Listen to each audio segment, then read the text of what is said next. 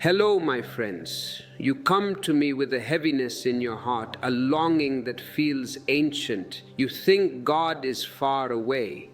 You look at the stars, you look at the mountain peaks, and you think the divine is hiding somewhere behind the clouds, waiting for you to become perfect enough to reach it. I tell you, God is closer than your breath. The problem is not distance, the problem is attention. You look up at the sky while the divine waits quietly in your own chest. Let me show you how to see what is already here. In this moment together, we will stop chasing God like some faraway dream and learn how to feel the divine that is already living in you. I will show you why your search brings frustration, why your prayers feel unanswered, why your heart feels empty even when your mind is full of knowledge. And together we will take a simple, quiet step inward, where God has always been waiting. This is not theory, this is not philosophy. This is something you can feel right now as you listen to these words. But before we take this step, if you feel a pull in your heart, if these words resonate with the truth you have forgotten, I invite you to click the like button, not for the machine, but to help this silence reach other seekers who are lost in the noise. And if you wish to walk this path with us, to be part of this energy field, subscribe to the channel. It is a small gesture, but it signifies your readiness to wake up. You have been told that God is up in the sky or in some holy place far away or in the hands of priests and books, and because of this, you have spent your life searching outside yourself, building longing on top of longing, never realizing that the distance you feel is created by the search itself. Most people try to find God the same way they try to find success, money, or romantic love. They chase, they hope, they fear, they doubt. But God is not an object. God is not a reward for good behavior. God is the silence behind your thoughts. God is the warmth that appears in your chest when you stop running. And once you understand this, your whole search changes. You stop looking out and start looking in, and something deep begins to open. In this talk, I will take you step by step into the real path of finding God. We will explore why your mind makes the search harder than it needs to be, why you feel blocked even when you pray with a true heart, why fear creates distance, and how a single shift in awareness brings the divine close again. Later, I will reveal something that surprises many seekers. The moment you stop trying to find God, God finds you.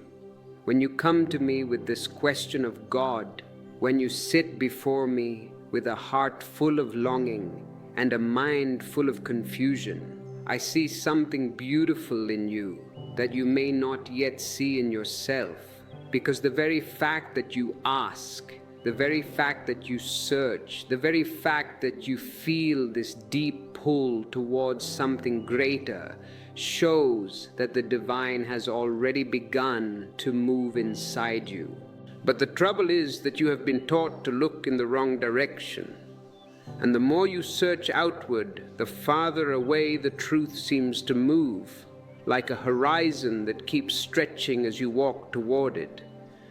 And this is why so many seekers feel tired, lost, disappointed.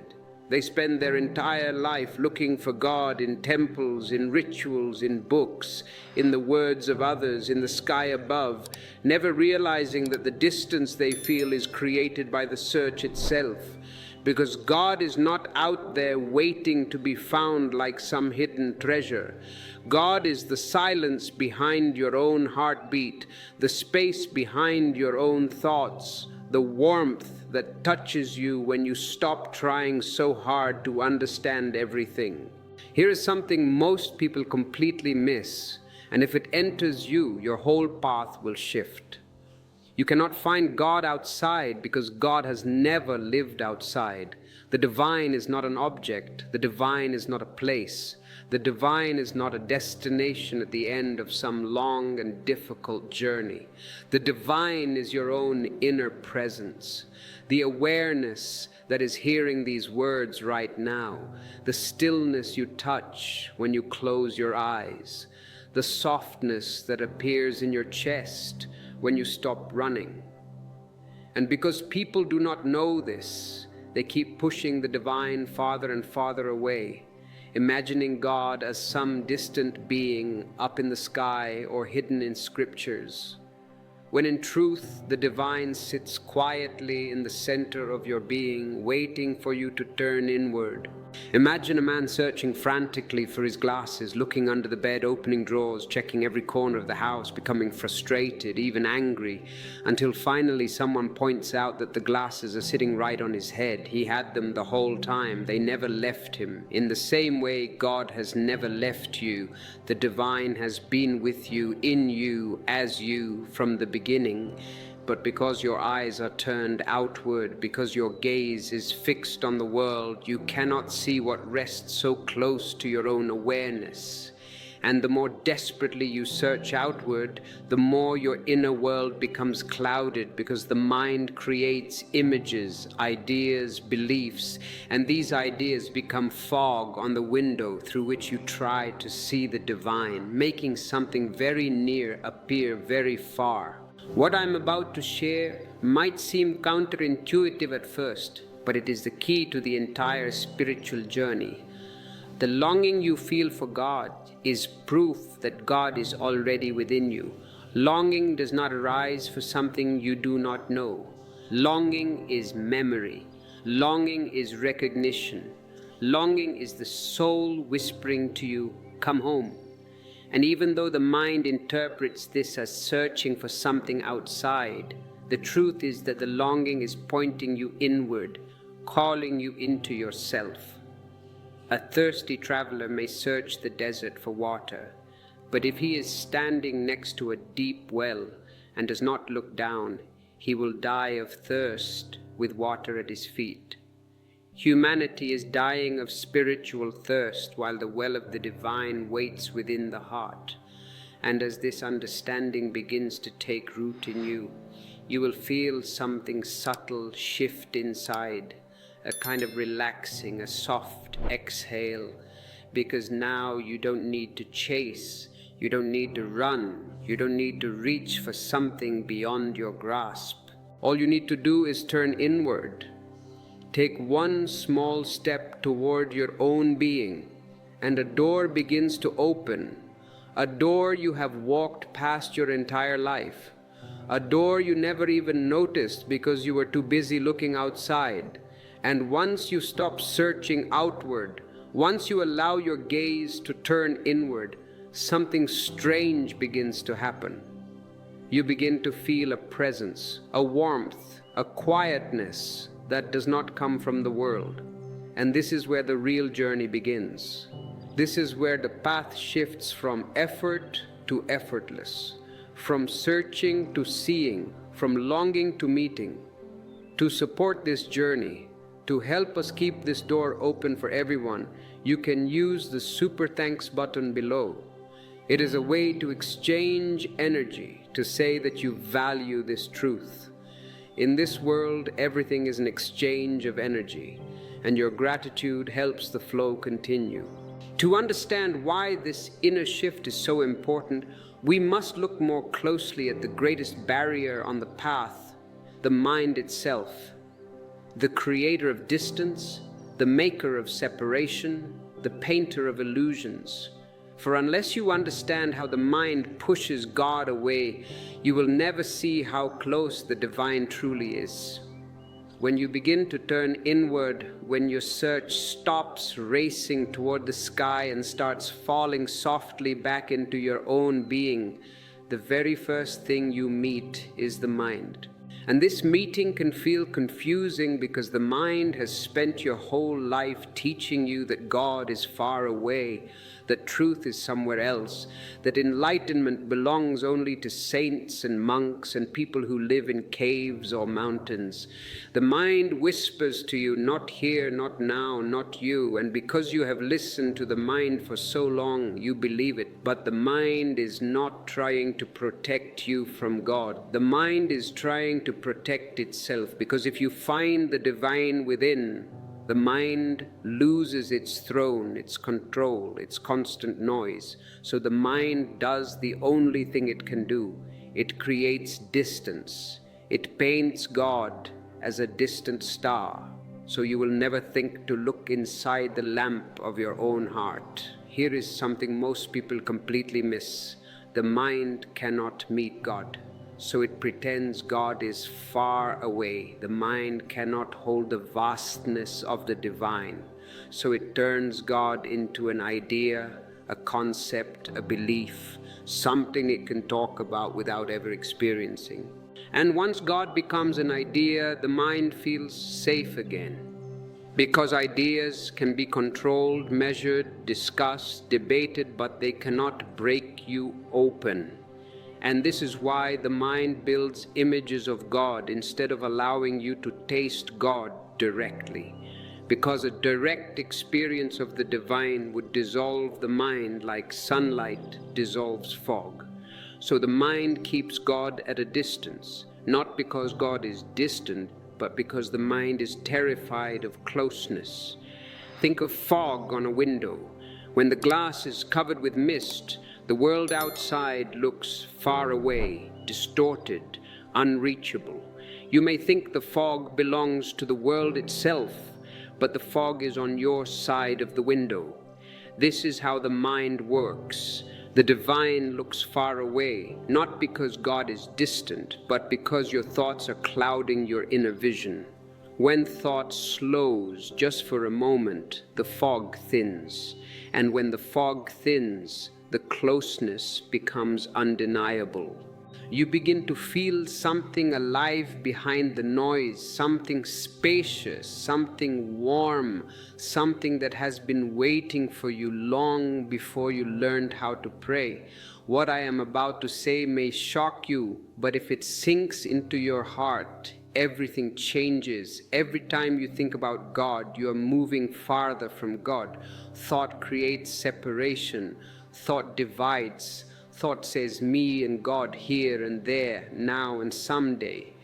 But the divine does not live in these divisions. The divine is presence itself. And presence cannot be reached by thinking harder, praying harder, studying more books, or trying to believe with more intensity. Presence appears when the mind loosens its grip, when the inner noise softens, when you relax into the moment as it is without chasing anything beyond it. And this is the beautiful paradox of awakening. The moment you stop trying, you begin to feel the divine. The moment you stop searching, something inside you opens. The moment you stop forcing your mind to understand, the heart begins to see. And suddenly what felt far becomes near. What felt hidden becomes obvious. What felt like the greatest mystery of life becomes the most intimate reality of your own being. Let me give you a picture so your heart can understand this more deeply. Imagine standing before a pond early in the morning. If the wind is strong, the water ripples and you cannot see your reflection. But when the wind settles, when the air becomes still, the water becomes clear, and in that clarity, your own face appears. The pond did not need to learn anything new, it only needed stillness. In the same way, your awareness becomes clear when thought settles. And in that clarity, the divine reflection appears not as something separate from you, but as your own deepest nature. But the mind, afraid of this stillness, afraid of this closeness, tries to pull you back, tries to fill your head with questions. How do I find God? What is the right path? Am I doing it wrong? Why don't I feel anything yet? And each question pulls you away from the direct experience and back into thought. This is why seekers get trapped in study, in dogma, in endless spiritual searching. They are looking through the eyes of the mind instead of the eyes of the heart. And no matter how much the mind learns, it can never bring you closer to the divine, because the mind is the creator of distance, not the bridge that closes it. And yet once you see this clearly, once you recognize how the mind plays its game, how it creates illusions of distance and separation, something inside you begins to soften. You stop believing every thought that passes through your head. You stop letting the mind define God for you. You stop chasing ideas and start watching the space between ideas. And in that space, a space the mind cannot enter, you begin to feel the presence directly. This is the beginning of true seeking. This is the beginning of real closeness. And now that you see how the mind pushes God away, you are ready for the deeper truth. The truth the mind fears the most. You are not separate from the divine. You are not a seeker trying to find something lost. You cannot find what you already are. And to understand this, we must look even deeper into the nature of the seeker and the sought. When you begin to see how the mind creates distance, how it paints God as something far away, unreachable, living somewhere beyond the stars, you also begin to sense the deeper truth that has been quietly pulsing beneath your search from the very beginning. You are not separate from what you seek, and you never have been. The whole idea of finding God is built on a misunderstanding so deep and so old that almost everyone carries it without even noticing. Because the moment you believe God is somewhere outside you, the moment you imagine the divine as something to be reached, something to be discovered, something to be earned, you step out of your own being and begin chasing your own shadow. The seeker chasing God is like a wave searching for the ocean, beautiful, sincere, but unnecessary. Because the wave is already made of the ocean, already held by the ocean, already nothing but the ocean in a temporary form. Here is something most people completely miss. The seeker and the sought are not two. They have never been two. The very force that makes you long for truth is the truth calling you home. The longing you feel in your heart is not a sign of separation. It is the divine moving inside you like a magnet pulling you toward your own center. You think you are searching for God, but it is God searching through you, trying to bring your awareness back to where it truly belongs. And because you do not understand this, you look outward for answers, hoping some teacher, some temple, some book will reveal the divine to you. When in truth, the only one who can reveal God to you is yourself. Imagine this scene. A wave rises in the ocean and suddenly becomes curious. It feels an ache, a longing, a pull, and it begins to ask, where is the ocean? Where should I look? Which direction should I travel to find it? And no matter which way the wave moves, no matter how far it travels, it cannot find the ocean because it is already inside the ocean, already made of the ocean, already the ocean expressing itself in motion.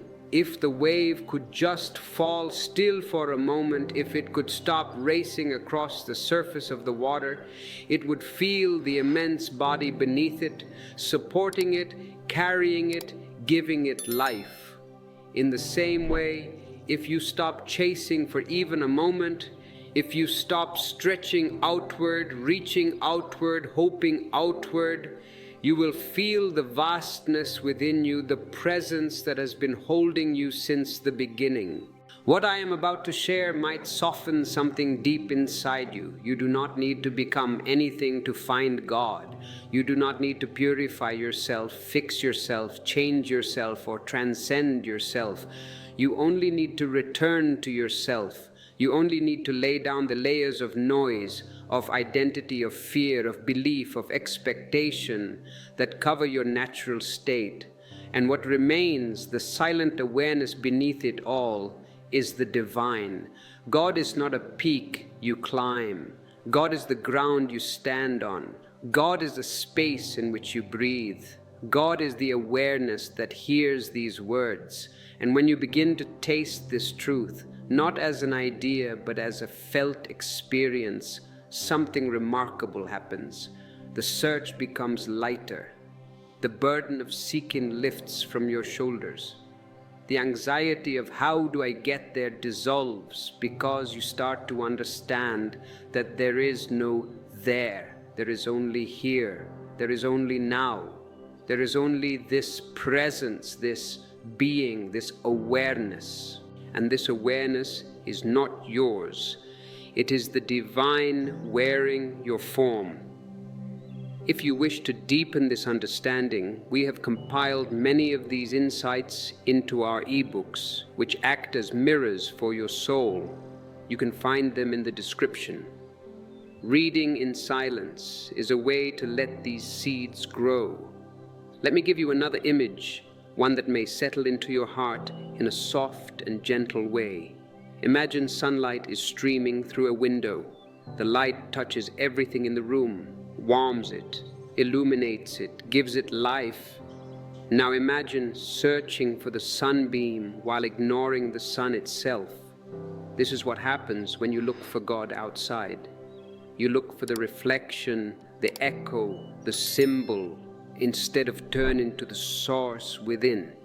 The light you seek is the light by which you see. The truth you chase is the truth that is listening right now. And when this realization begins to grow inside you, when you start to sense that the divine is not an experience you will one day have, but the essence of who you already are, the search shifts. It stops being a race. It stops being a desperate climb. It becomes a melting, a softening, a coming home. You stop trying to find God like an object and begin to feel God as the very ground of your being. You stop trying to understand with the mind and begin to see with awareness. You stop trying to reach upward and begin to sink inward. And in this sinking inward, in this deep relaxation into your own presence, you encounter something that changes everything. Silence. Not the silence of the outer world, not the absence of sound, but the inner silence that appears when the chase ends, when the seeker dissolves, when you simply rest in your own being without trying to change anything. And this silence is not empty, it is a doorway. It is the door through which the divine reveals itself to you, not as a distant power, but as the very essence of your awareness. And once this truth begins to settle, once the wave remembers its ocean, once the seeker realizes it was never separate from what it sought, the whole journey turns inward into the depths of silence, into the space where God waits without waiting. And to understand this silence, to truly meet it, we must step into the next part of our exploration. When you finally begin to sense that the divine is not somewhere outside your reach, but is quietly living within you. When you understand even a little that the seeker and the sought are not two, something inside you begins to slow down, to soften, to settle. And in this settling, a new space appears. A space so gentle, so delicate, so easy to overlook that most people miss it their entire lives. This space is silence, not the silence of a room without sound, not the silence you hear when you cover your ears, but the silence that appears inside you when the chase stops, when thought loses its grip, when the longing inside your heart pauses for a breath. And this silence is not empty, this silence is alive. This silence is the door. Every step you have taken on your path, every question you have asked, every longing you have felt has been leading you to this doorway. The doorway where the mind falls quiet and the presence of God becomes unmistakably close. Here is something most people completely miss. Silence is not the absence of noise. Silence is the presence of yourself. The world can be loud or quiet, day or night, chaotic or peaceful. But the silence I speak about does not depend on the outer world. It is the inner world becoming still enough for you to hear the truth that has always been speaking beneath your thoughts. This silence is like a lake at dawn. When the wind stops, the water becomes clear, and only then can you see the reflection of the sky. In the same way, when the thoughts stop stirring the surface of your mind, you begin to see the reflection of the divine resting inside your own being. What I am about to share might sound simple, but it carries the power to transform your entire search. God is found in the space between your thoughts. When there is no thought, no idea, no belief, no image, only awareness, only presence, God is not far, God is not hidden, God is not distant. God is here as the very light of your awareness. But the mind is always speaking, always moving, always demanding your attention.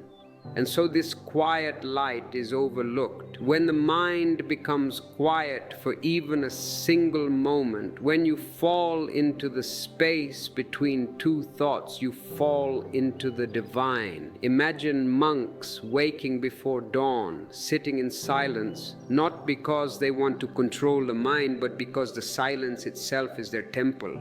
They are not seeking God through words or rituals, but through the delicate stillness where everything falls away except pure presence. In that stillness, the divine reveals itself not as an object, not as a voice, not as an image, but as a felt knowing, a deep warmth, a soft expansion, a sense that you are melting into something vast and intimate at the same time. This is the silence I speak of, the silence that opens the door. And when you taste this silence even briefly, you begin to realize that all the noise you carried inside, your worries, your beliefs, your endless thinking, was never a barrier outside of you. It was the barrier within you. You were standing at the door the whole time, but the sound of your own thoughts kept you from hearing the divine call. When the noise quiets, the call becomes unmistakable. And that call is not in words, it is in presence, it is in a feeling of home. Let me give you a picture. Imagine finishing a long, busy day. Your mind filled with noise, and finally you sit down in a quiet room. For the first time all day you hear your own breath. You feel your own heartbeat. You feel a weight dropping from your shoulders that you didn't even know you were carrying. That moment of quiet is not just rest, it is a return. In that brief moment you feel yourself again. Now imagine that same quiet but deeper, softer, more complete. A quiet where not only the world pauses, but your inner world pauses too. That deeper quiet is the doorway to God. And when this silence begins to reveal itself, something beautiful happens inside you. You start to trust the inner space more than the outer noise. You start to feel at home in yourself. You start to sense that the divine is not found in effort but in ease, not in striving but in surrender, not in movement but in stillness. And once this trust begins to grow, you are ready to learn the most delicate part of this journey: how to listen within, how to hear the voice of truth that speaks only in silence. When you finally step through the doorway of silence, even for a moment, you discover something unexpected. The silence is not quiet at all. It is full, it is rich, it is alive with a kind of gentle communication that does not come in words, does not come in thoughts, does not come in any language the mind can grasp. And this is where the real challenge begins for many seekers, because they expect God to speak the way the world speaks, loud, direct, unmistakable. Yet the divine speaks in a much softer way, in a way the mind cannot hear but the heart cannot miss. To hear the divine, you must learn to listen within, not with your ears, not with your thoughts, but with your whole being, like a flower opening to sunlight without needing instructions. Here is something most people completely miss. Inner listening is not about trying harder, it is about softening deeper. The mind wants to strain, to reach, to force something to happen, to demand answers or signs or clarity. But the heart knows a different way. The heart listens by becoming still, by becoming receptive, by allowing whatever arises to arise without judgment. And this kind of listening is frightening at first, because when you turn inward, you do not only meet the divine, you also meet yourself, you meet your fears, your memories, your pain, your longing, your forgotten dreams. And most people turn away right at this threshold. They think this cannot be the way to God, this is too uncomfortable. But the discomfort is only the surface layer, like clouds covering the sun. If you stay, if you listen, the clouds begin to part. Let me give you another picture to help your heart understand this. Imagine a locked room filled with darkness. For years you stood outside, pushing on the door, knocking, begging it to open. You lit candles, you prayed, you searched for keys. You tried to break the door down, but one day you simply stop pushing, you sit down, you become still. And in this stillness you notice something. There was never a lock on the door. It was always open. It only needed you to stop struggling long enough to see that you could walk through. Stillness is that moment. The door to the divine has always been open. You simply needed to become quiet enough to see it. And the beautiful irony is this: the moment you stop trying to find God, God enters. The moment you stop reaching outward, the divine rises inward. The moment you stop forcing your mind to understand, a deeper understanding appears all by itself. This is why stillness is a sacred meeting place. Not because stillness calls God, but because stillness reveals that God was already there. And because you now see this, because you have tasted this truth, even for a moment, the entire nature of your spiritual path changes. You no longer look outward with desperate longing. You look inward with quiet confidence. You no longer chase the divine. You allow the divine to meet you in the space you create through silence, awareness, and love. What I want you to understand with your whole being is this: the search is not a path outward, it is a path inward. And every step you take inward brings you closer to the truth that God lives in you, moves through you, breathes through you. But there is a ghost in the machine, a ghost you have been running from all your life. You call it evil, you hide from it, you fight it. But the ghost was created by your own mind. To truly be free, to truly let the divine embrace you from the inside, we must expose this ghost. We must understand what evil truly is. Most of you live with fear. Fear of people, fear of darkness, fear of your own thoughts, fear of something unseen that you call evil. You feel watched by some force. You feel guilty for your own anger. You feel ashamed of your shadow. You fear making mistakes because you were told evil waits in the cracks of your mind. But all this fear has hurt you. It has made your heart small. It has made your mind tense. It has made your life heavy. No one told you the truth. Evil is not a thing. Evil is only the absence of understanding, and absence disappears the moment awareness enters. What I share here is not about religion, not about morality, not about rules. It is about seeing.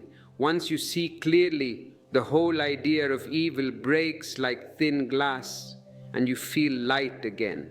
In this time together, I will show you what evil really is, and how the world has taught you to fear something that does not exist as a force. You will learn how evil grows from unconsciousness, from sleep, from confusion, and how the moment you bring awareness, the darkness dissolves on its own.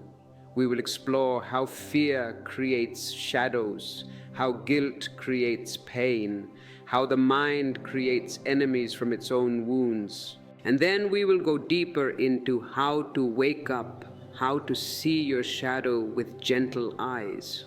Consider this carefully. If you believe in enemies, you will find them. If you believe in darkness, you will create it. But if you click join on this channel, you join a community that is choosing to turn on the light. You support the spread of awareness. Evil is not a force outside you. Evil is only your own misunderstanding wearing a dark mask. You have been taught to fear something that has no life of its own. You have been told since childhood, beware, evil is out there. You have heard stories, warnings, threats. You have seen images of darkness and shadows and demons, and little by little, all these ideas gathered inside your mind like dust in a corner, and because no one taught you how to look at your own mind, you believed the dust was a monster, you believed the shadow was an enemy, you believed the darkness had power. But what I share with you now may feel strange at first. Darkness is not a thing. Darkness is only the absence of light. It has no substance, it has no strength, it cannot harm you. The moment you bring even a small flame, the darkness disappears. You do not fight it, you do not push it, you do not argue with it, you do not even need to think about it. Darkness dissolves the moment you see. This is the key. Evil appears powerful only when you don't look directly at it. When you are afraid, your imagination grows wild. It turns a small shadow into a giant. It turns a tiny movement into a threat. It fills the unknown with danger. Fear exaggerates everything. Fear makes the small look large and the harmless look dangerous. Imagine a child in their bed at night. They see a shape in the corner, a coat hanging on a chair. But in the dark, in the fear, the mind turns the coat into a monster. The heart beats fast. The body freezes. The child hides under the blanket, trembling. But when the light turns on, the monster disappears. Not because it was defeated, not because it was fought, but because it was never real. Fear created it, and seeing dissolved it. The same happens inside you. You walk through life with fears you never question. You believe in enemies you never examine. You see darkness in others because you have not understood the shadows inside yourself. Humans project their own wounds onto the world. Whatever part of yourself you reject, you see as evil in someone else. Whatever you do not understand in your own heart becomes a danger in your mind. And here is a truth that may feel like a shock. Most of what you call evil is just unconsciousness. People acting without awareness, without understanding, without seeing the consequences of their actions. It is not a force attacking you. It is not a demon whispering inside someone's mind. It is a person asleep, a person in pain, a person reacting from old wounds, old conditioning, old fears. Think of a sleepwalker moving through a room. They bump into a table, they knock over a vase, they push open a door, they may even hurt someone without meaning to. But would you call the sleepwalker evil? No, they are simply not awake. They do not see what they are doing. They do not know where they are. Their actions come from sleep, not from intention. This is what unconsciousness is. And unconsciousness is the real source of what people call evil. When you stop believing in a dark force, when you stop imagining an enemy outside you, something inside you relaxes. A weight drops from your chest. A breath becomes easier because deep down you always sensed something wasn't right about the stories you were told. Deep down you knew fear was shaping your world more than truth. And once you see the illusion, once you see that evil is not a force but a misunderstanding, then the next question appears like a soft whisper inside your heart. If evil is not a force, where does this illusion come from? And the answer is simple, but you must hear it with a quiet heart. Fear creates evil. Fear gives shape to shadows. Fear gives life to illusions. Fear makes the unreal feel real. Fear is the oldest companion of the human mind. It comes from deep inside, from the days when a small sound in the dark meant danger, when survival depended on being alert to threats. But life has changed. The dangers outside have become fewer, yet the fear inside remains. And when the mind cannot find real danger, it begins to invent it. The mind paints its own monsters on the walls of your imagination. It turns uncertainty into threat. It turns confusion into a dark shape. It turns your own shadow into an enemy. Fear distorts your perception. It makes ordinary things look frightening. It magnifies the unknown. It makes you see things that are not there. Think of a thick fog covering a familiar road. Trees you know suddenly look strange. A rock looks like a crouched figure. A stick looks like a snake. The fog does not change the world. It changes your ability to see it. Fear is this fog. It covers your inner world so completely that you mistake your own projections for reality. Inside fear, you lose clarity. Inside fear, you lose understanding. Inside fear, you lose the ability to see the humanity in others. You become so focused on protecting yourself that you forget to look with awareness. You forget to breathe. You forget to question. You forget to see. When fear takes over, the mind becomes wild. It begins to connect dots that are not connected. It begins to create stories to explain the unknown. And because fear grows fast, the stories become dark. This is how the illusion of evil is born. Not from truth, but from the mind trying to protect itself. Let me give you a picture. Imagine you are walking alone at night. You hear footsteps behind you. Your mind jumps. Someone is following me, it says. You walk faster. The footsteps seem to get closer. Your breath quickens. Your heart pounds. But when you turn around, you see it was only your own echo bouncing off the buildings. Fear created the threat. Fear created the story. Fear created the illusion of danger that never existed. And this is what happens inside you. Again and again, you hear an inner sound, a thought, a memory, a desire, a shadow, and before you look at it with awareness, fear starts running. Fear says, this is dangerous. Fear says, this is evil. Fear says, hide, fight, escape. And because you believe fear, the illusion becomes real to you. You start battling ghosts. You start defending yourself against shadows. You start running from parts of your own mind. If you find yourself often running from these shadows, if you feel this anxiety in your chest, I invite you to click the join button on this channel. By becoming a member, you are planting a seed of commitment to your own awakening. It is a way to say to the universe, I am ready to stop running. Fear also blinds you to the humanity of others. When you are afraid, you stop seeing people as people. You see them as threats. You see them as dangers. You see them as potential harm. And when you see someone as a threat, your heart closes, your compassion disappears, your awareness shrinks. You act from instinct, not understanding. And this is how fear creates the very harm it tries to prevent. Not because people are evil, but because fear makes them blind. Fear spreads like a shadow. One fearful person creates fear in another. One fearful thought creates 100 more. Fear is contagious because it relies on imagination, not reality. It jumps from mind to mind like a spark in dry grass. But here is the beauty.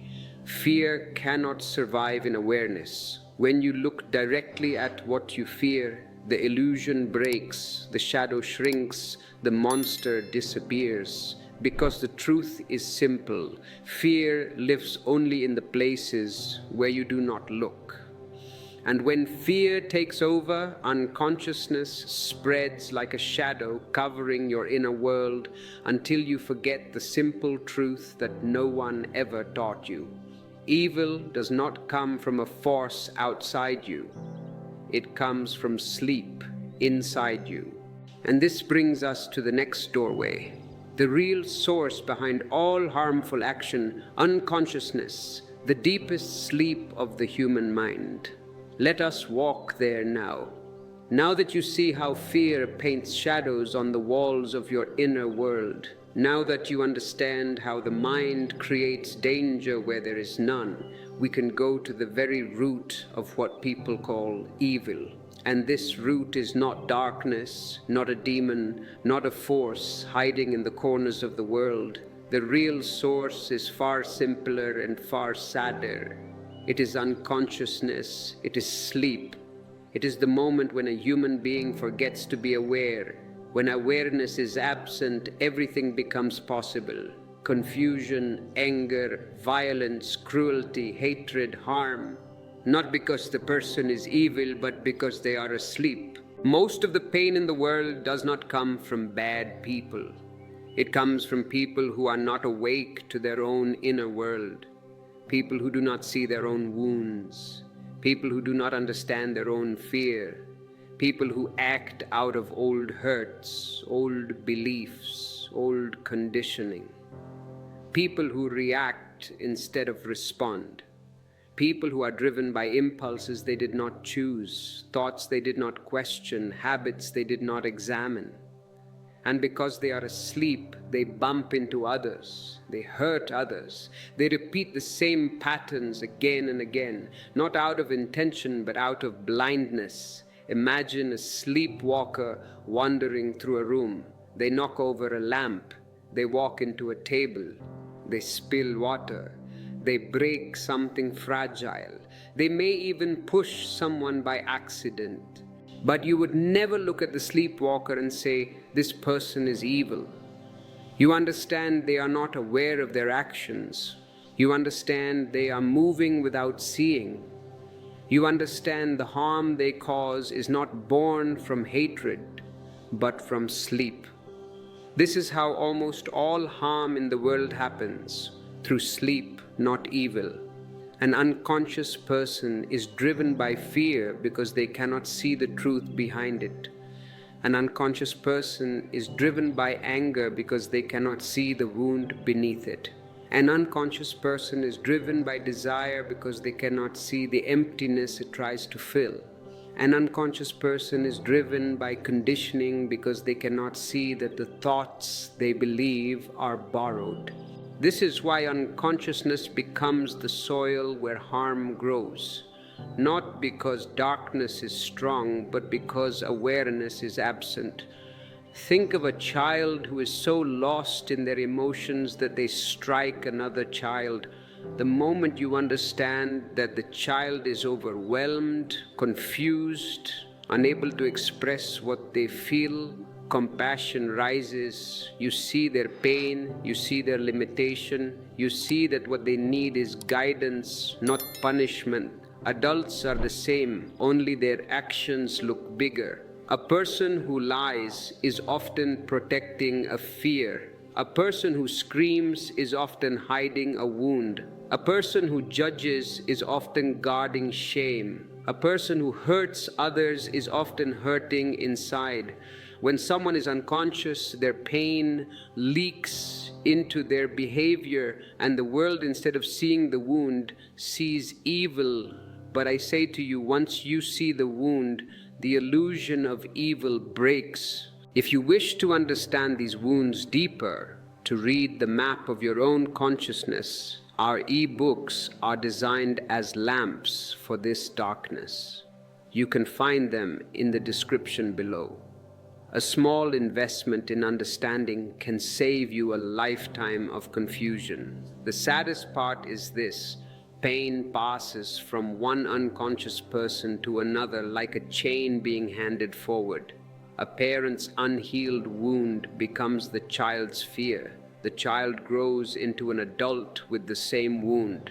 That adult passes it to others. And so the cycle continues, not because anyone is evil, but because no one is awake enough to break the chain. Once you understand unconsciousness, compassion begins to rise. Not pity, not softness, but a deep understanding that transforms your relationship with the world.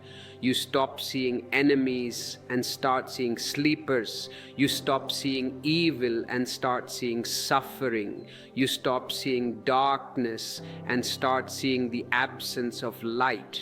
And this understanding does something powerful inside you. It frees you. It releases fear. It softens hatred. It dissolves judgment, because you realize that the moment awareness enters, even the most harmful pattern can break. Even the deepest wound can heal. Even the hardest heart can open. And once you understand unconsciousness, compassion begins to rise, because now you know the truth. People do not act from evil, they act from sleep. And when sleep ends, the illusion ends. This leads us to the most liberating part of this section. Why awareness ends what you call evil without any fight, without any struggle, without any force at all. Let us go there now. Now we stand at a very important doorway. We have seen how fear creates shadows, how the mind paints illusions, how unconsciousness, simple sleep, becomes the soil in which harm grows. And now something beautiful becomes possible, something that many people never discover in their entire lives. The understanding that awareness itself ends what you call evil, not discipline, not punishment, not war, not guilt. Awareness, just the simple light of seeing. I say to you, awareness is like a flame. Even a small flame can light up a dark room. You don't need to push the darkness away. You don't need to fight it. You don't need to shout at it, pray over it, or struggle with it. Darkness has no strength of its own. It cannot resist. It cannot argue. It cannot stay. The moment light enters, darkness is gone. This is how evil disappears, not through force, but through understanding. When you bring awareness to a thought, the thought loses its power. When you bring awareness to a feeling, the feeling softens. When you bring awareness to an old wound, the wound begins to heal. When you bring awareness to harmful behavior, the behavior cannot continue. Awareness interrupts the pattern. It stops unconsciousness in its tracks. It wakes you up in the middle of the dream. Suddenly you see what you're doing, why you are doing it, how it affects you and others. And the moment you see, the spell breaks. The same action that looked normal a moment ago suddenly looks absurd. The same impulse that felt strong a moment ago becomes weak. The same fear that felt huge becomes small. Think of someone about to break something in anger. In the moment of rage, they feel powerful. Their whole body tightens. Their breath becomes short. Their vision narrows. But if in that exact moment awareness comes, even a small spark, the person suddenly sees themselves. They see their own hand raised. They see the tension in their body. They see the fear behind the anger. They see the absurdity of hurting something or someone when the real pain is inside. The moment this seeing happens, the arm drops, the breath softens, the storm breaks. Not because the person forced themselves to be calm, but because awareness dissolved the trance. Awareness is not effort. Awareness is not control. Awareness is not willpower. It is a simple turning of attention inward, a quiet recognition of what is true in this moment. And truth has its own power. Truth cleans, truth clears, truth heals. Not through pressure, but through presence. Let me give you a picture. Imagine walking down a hallway in the dark. You bump into furniture, you stumble, you hit your knee, you feel frightened because you cannot see what is around you. You imagine shapes, you imagine dangers. But the moment you turn on the light, everything changes. The furniture is still there, the hallway is the same, but now you navigate freely, safely, calmly. The dangers disappear not because the world changed, but because your awareness changed. This is how life works. This is how healing works. This is how evil dissolves. Most harmful behavior happens in darkness, the darkness of the mind, the darkness of pain, the darkness of conditioning. People hurt themselves because they cannot see their own worth. People hurt others because they cannot see their own fear. People act unconsciously because no one taught them to look inside. But the moment awareness enters, even the deepest pattern can shift. Awareness makes you responsible, not in the sense of guilt, but in the sense of seeing clearly. When you see clearly, you naturally choose a different path. You naturally stop hurting yourself. You naturally stop passing your pain to others. You naturally start walking with more softness, more presence, more truth. Awareness does not fight evil. Awareness reveals there was nothing to fight. And this is why awareness ends evil the way morning ends night. Effortlessly, simply, naturally. If you feel this light growing in you, if you feel the dawn breaking in your own heart, consider showing your support with a super thanks. It is a gesture that says, I value this light. It helps us keep the flame burning for others. Now that you have seen the illusion for what it is, now that you understand where harm really comes from, you are ready to go deeper. Because once you realize evil is a misunderstanding, the next step becomes clear.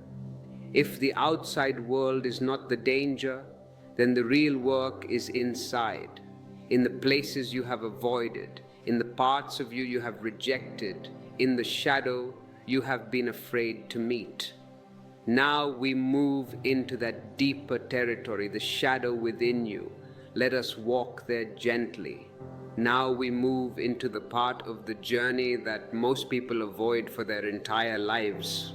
They look outside for danger. They search the world for evil. They point to others and say, there, that is the darkness. But the real shadows are never outside. The real shadow lives inside you. In the corners you never visit. In the feelings you never allow. In the memories you never touch. In the truths you were taught to hide even from yourself. And I say to you, this is where the greatest freedom waits. Not outside, not in the world, but inside your own being. Here is something most people completely miss. What you call evil outside is usually your own rejected self inside. All the parts of you that were not welcomed, not understood, not accepted, not allowed, those parts were pushed into the dark. And anything pushed into the dark becomes frightening, not because it is dangerous, but because you cannot see it. Every child is born whole, soft, open, full of many colors. But very early the world begins to divide them. This is good, this is bad, this is allowed. This is forbidden, this is strong, this is weak, this is beautiful, this is shameful. The child, wanting love, wanting safety, wanting to belong, starts to hide pieces of themselves. They push down their anger, they hide their sadness, they bury their fear, they silence their desires. They pretend to be the version of themselves that the world approves of. And in this pretending, a shadow is born. Your shadow is made of your rejected qualities, the parts of yourself you are told should not exist. Your anger became a threat. Your tears became weakness. Your curiosity became rebellion. Your passion became danger. Your sensitivity became a flaw. Your strength became a burden. And because no one taught you how to hold these parts with love, you push them far, far into the dark. But what goes into the dark does not disappear. It waits. It waits for years. It waits for decades. It waits until you are finally ready to turn toward it. When you ignore your shadow, it grows stronger. It does not die. It becomes louder in your dreams. It becomes heavier in your body. It becomes sharper in your reactions. It becomes a whisper inside your mind saying, "Look at me, please look at me." But because you were taught to fear it, you do not look. You keep the door closed, you keep the basement locked. You live only in the top rooms of your own inner house, the rooms that look neat, bright, presentable. But I say to you, the locked rooms hold your power. The shadow holds your strength.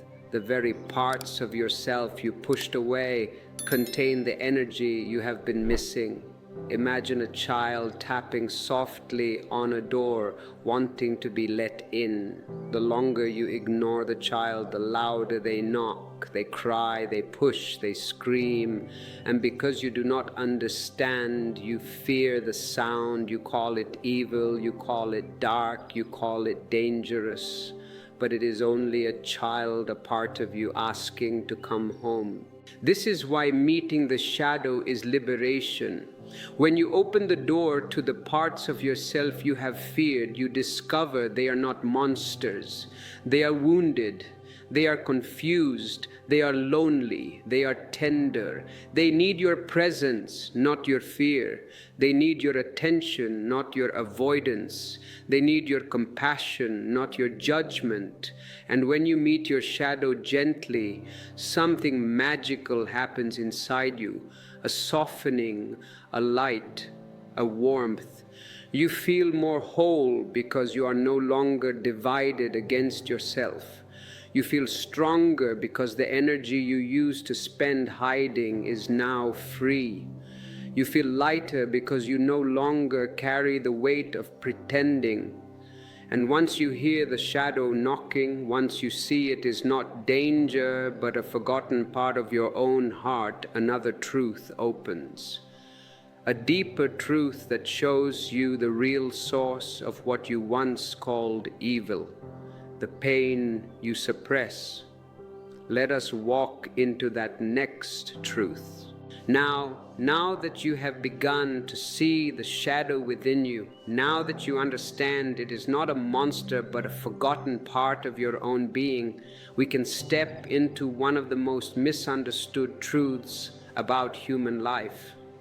The pain you suppress becomes what you later call evil. Not because the pain is dangerous, not because it is dark, not because it has any intention to harm you or anyone else, but because anything you refuse to feel will find another way to be felt. Anything you hide will push from the inside. Anything you bury will rise again, seeking expression, seeking air, seeking light. Pain does not disappear when ignored. It transforms. Sadness becomes bitterness. Fear becomes control. Shame becomes aggression. Anger becomes violence toward yourself or others. Loneliness becomes resentment. Confusion becomes judgment. Wounds become walls. All of this happens because you were never taught to feel. You were taught to hide. You were taught to push away whatever felt heavy. You were taught to stay positive, stay strong, stay quiet, stay composed. And in doing so, you pushed your pain deeper into the dark spaces of your being. But what goes into the dark does not die. It grows. Pain demands expression. Pain wants to move. Pain wants to be acknowledged. Pain wants to be released. When you suppress pain, it does not vanish. It simply loses its path. It no longer knows how to move through you naturally. So it begins to leak into your thoughts, your actions, your relationships. You think you are angry at someone, but you are angry because your own heart has been waiting for you. You think someone else hurt you, but the wound was already there. You think the world is unsafe, but it is your own unprocessed fear that fills the world with danger. Let me give you a picture. Imagine a pressure cooker on a stove. The heat rises, the pressure builds inside. Something wants to release, but the lid is locked tight. There is no outlet, no opening, no space for movement. The pressure continues to rise until the pot shakes, rattles, strains, and if nothing is released, the pot eventually explodes. This is what happens inside you when you suppress pain. The pressure grows, the emotion builds, and because it cannot find a healthy way out, it finds an unhealthy way out. A harsh word, a sudden rage, a cold withdrawal, a destructive habit, a quiet self-hatred, a resentment that does not match the moment. These are the explosions of suppressed pain, not evil, nor darkness, not sin, just pain with nowhere to go. This is why people hurt each other. They are carrying pressure they never learned to release. This is why people attack themselves. They are filled with emotions they were never allowed to feel. This is why people call others evil. They see in others the pain they have denied in themselves. And here is the beautiful truth. The moment you allow yourself to feel your pain even a little, even for one breath, the pressure begins to drop. The storm begins to calm. The shadow begins to soften.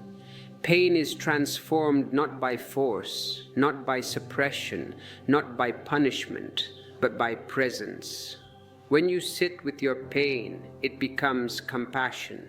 When you breathe with your pain, it becomes understanding. When you hold your pain with love, it becomes love. And this is why awareness is so powerful. It turns what you once feared into something sacred. It turns your wounds into wisdom. It turns your heaviness into strength. It turns your darkness into light. And under the pain, something else hides. Something more subtle, more slippery, more deeply rooted than fear or anger or sadness. Something that keeps the shadow alive even when you want to heal. Something that locks the door from the inside. This something is shame. Let us walk there next with care. Now we step into one of the deepest layers of the human heart. A layer so painful, so hidden, that most people never look at it directly. They can face fear, they can face anger, they can even face grief. But shame is different. Shame is the quiet weight inside you that tells you there is something wrong with you. Shame is the voice that whispers, you are not enough. Not because of what you did, but because of who you think you are. Shame is the lock on the door of your shadow. Shame is the prison where the most tender parts of you have been kept in silence. Shame is not born inside you, it is given to you. And because you were too young to question it, you accepted it as truth.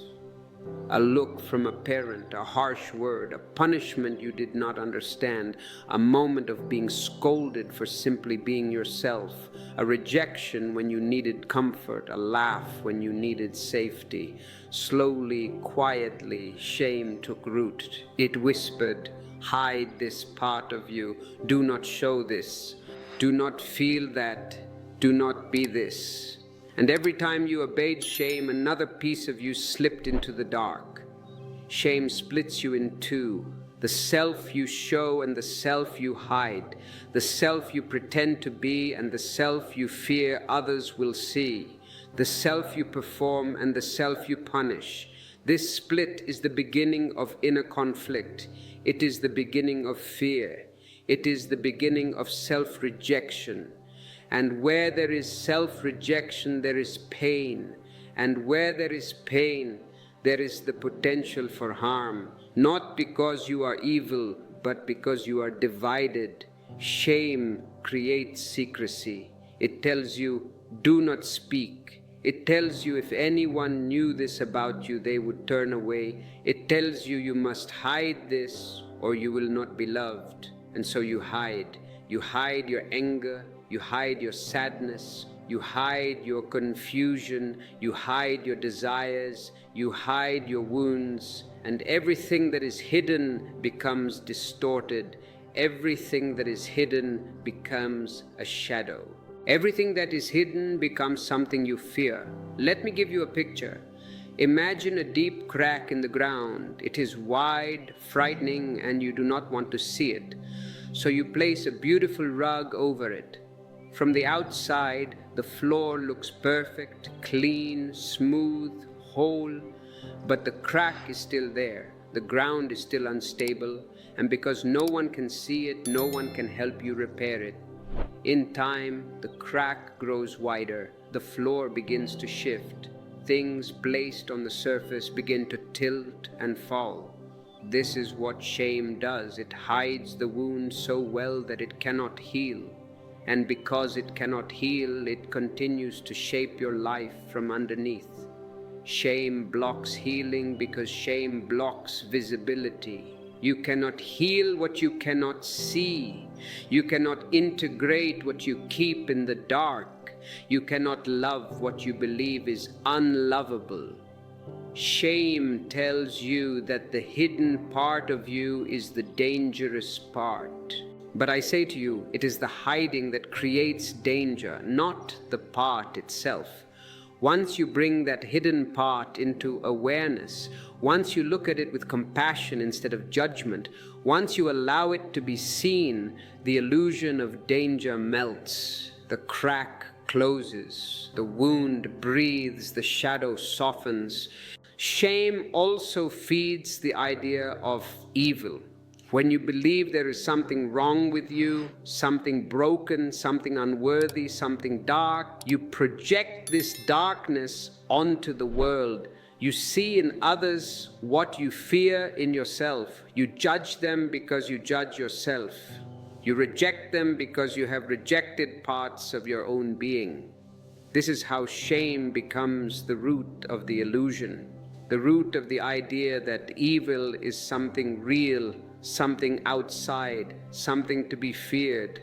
But when shame dissolves, the world changes. You stop seeing enemies. You stop seeing danger everywhere. You stop seeing darkness where there is only misunderstanding.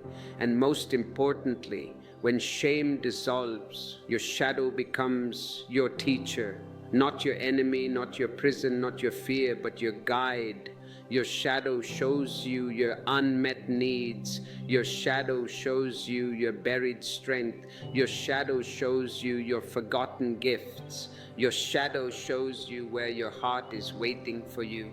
And this leads us to the next truth, one of the most liberating truths you will ever discover. When you no longer fear your shadow, it becomes a source of clarity, courage, and awakening. It becomes something precious, not to hide, but to learn from, to integrate, to love. But when shame dissolves, the shadow becomes your teacher, and this is where we go next. Now that shame has been brought into the light, now that you can see how it locked pieces of you away and called them dangerous, we can enter a new and beautiful stage of the journey. The moment when the shadow stops being something you fear and becomes something you learn from. This is the moment many people spend their whole lives running from, the moment they avoid through distraction, through pretending, through masks and lies and endless busyness. But I say to you, when you finally turn toward your shadow with open eyes and an open heart, something inside you shifts so deeply that the whole idea of evil begins to dissolve. Because the shadow, when seen, is not darkness, it is depth, it is potential. It is the forgotten part of your own wholeness returning home. The shadow is your inner teacher, but only after you stop treating it as an enemy. It holds the pieces of you that were pushed away, and within those pieces lies your power. The world told you that your anger was dangerous, but your anger contains your boundaries, your courage, your clarity. The world told you that your sadness was weakness, but your sadness contains your empathy, your softness, your humanity. The world told you your desires were shameful, but your desires contain your vitality, your creativity, your direction. The world told you your sensitivity was a flaw, but your sensitivity contains your intuition, your compassion, your ability to feel the world in ways others cannot. What you rejected became your shadow. But what you rejected was also what made you whole. When you walk into your shadow, you are really walking into the basement of your own being, a room full of boxes, each box labeled "Do Not Touch." But when you open them, you find not monsters, not curses, not evil, but lost treasures, gifts that went unused, strengths that went unnoticed, feelings that were never understood. Imagine entering a dark cave that you have feared all your life. The stories say there are beasts inside. The stories say there is danger. The stories say you will not return the same. And perhaps the stories are true, but not in the way they were told. When you step inside slowly with awareness, with presence, with breath, you see the walls shimmering with gold. You see crystals reflecting the light of your lantern.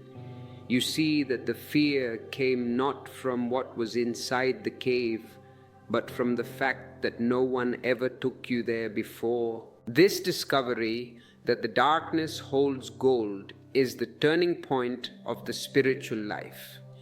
If you're finding value in this discovery, if you feel you are reclaiming parts of your own gold, consider using the Super Thanks feature. It is a way to honor the treasure you are finding within yourself and to support the work of bringing this map to others. This is what happens when you meet your shadow. You discover that the fear you carried was a misunderstanding. You discover that the darkness you imagined was only the absence of attention. You discover that the parts of yourself you thought were bad were actually wounded, waiting patiently for your return. And when you learn from your shadow, it gives you clarity. It shows you what you truly need. It shows you where you have been false. It shows you where you have abandoned yourself. It shows you where you have been living from fear instead of truth. Your shadow also shows you your patterns, not to shame you, but to free you. You see how old wounds shaped your reactions. You see how childhood beliefs shaped your perceptions. You see how unprocessed pain shaped your choices. You see how fear shaped your behavior. And the moment you see, you stop being controlled by these patterns. Awareness breaks the chain. Awareness opens the cage. Awareness gives you a new direction. When the shadow becomes your guide, you return to yourself. You stop fighting your inner world. You stop running from your truth. You stop fearing parts of yourself that were never meant to be feared. You become more whole. You become more grounded. you become more compassionate, you become more awake.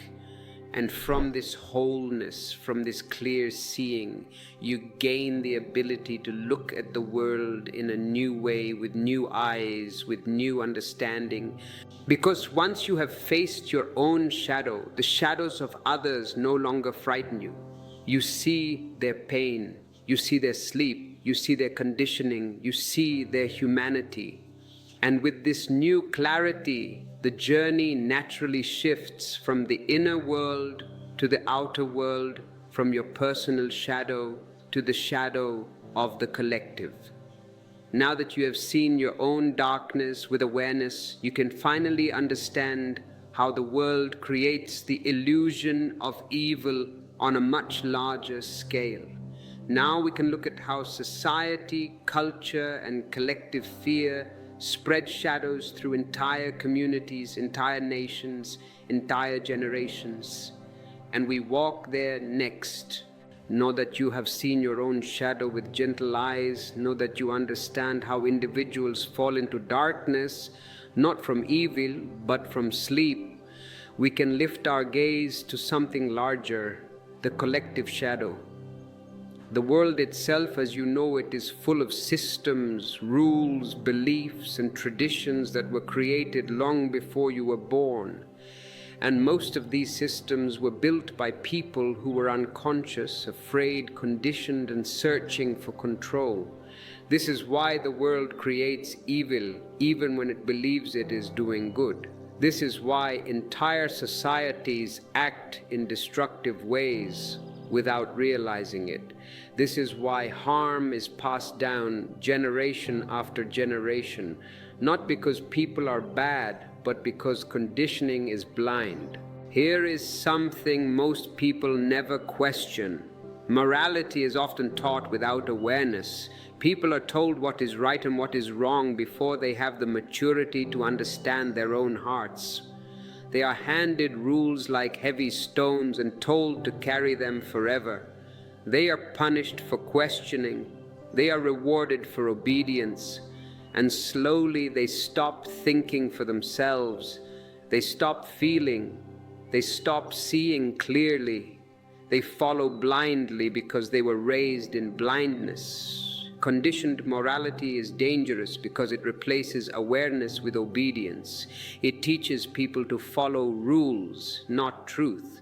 It teaches people to fear punishment, not understand their actions. It teaches people to act from habit, not from presence. It teaches people to judge others, not see their humanity. When morality is taught without awareness, it becomes cruelty dressed as virtue. People hurt others believing they are righteous. People exclude others believing they are pure. People suppress their own humanity believing it is sinful. People use a language of goodness to justify harm. Let me give you a picture. Imagine a child being told by an adult to punish another child for their own good. The child does not understand, they do not question, they do not see the humanity of the other child. They only know authority told them to act. And so the harm is done not from their own heart, but from the conditioning placed upon their heart. This is what happens across cultures, across ages, across religions, across governments. People become instruments of morality without awareness. And in this blindness, great harm is done. When people act from conditioned morality, they stop seeing the person in front of them. They see only labels: sinner, outsider, enemy, wrongdoer, threat. These labels are the seeds of division. They allow people to hurt others without feeling the pain they cause. They create distance, justification, numbness. This is one of the greatest illusions of evil, the belief that harming someone is for the greater good. But I say to you, anything done without awareness becomes dangerous. No matter how noble it looks on the surface, a knife in the hands of someone asleep is more dangerous than a weapon in the hands of someone awake. A moral rule in the mind of someone unconscious can create more harm than an immoral act born from confusion. And once you see this, you begin to understand that the world's idea of evil is upside down. The person who breaks a rule out of pain is seen as evil, while the person who enforces the rule without awareness is seen as righteous. The person who behaves destructively because of trauma is condemned, while the person who harms from a place of blind obedience is praised. This is why collective harm continues, because it is rewarded, not questioned. And when morality becomes fear, division appears. You begin to see people not as mirrors of yourself, but as others. You forget that every person was once a child who learned to hide their pain. You forget that every person carries a shadow shaped by shame. You forget that every person is searching for acceptance, for love, for safety.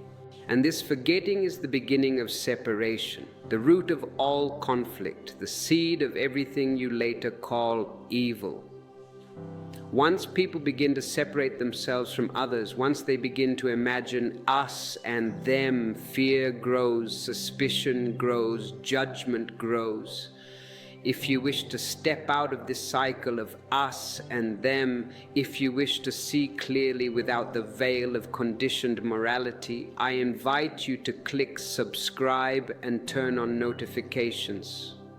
This channel is a sanctuary for those who are ready to question, ready to look, and ready to wake up from the collective dream. And this brings us to the next layer of the collective shadow, the fear of the other, the fear of difference, the fear of anything that does not fit the conditioned image of what is good and right. Let us walk deeper into this next truth. Now that we have opened the truth about conditioned morality, now that you see how blindly following rules can turn into harm without anyone noticing, we can move into one of the most powerful forces behind the illusion of evil, the fear of the other. This fear has shaped history, shaped nations, shaped families, shaped relationships, shaped the inner world of almost every human being who has ever lived. And yet, when you look closely, you will see something astonishing. The other does not exist. It is an invention of the frightened mind. This fear begins early. A child looks at someone who behaves differently, speaks differently, looks differently, or believes differently, and if the adults around them react with suspicion or rejection, the child absorbs that reaction without understanding.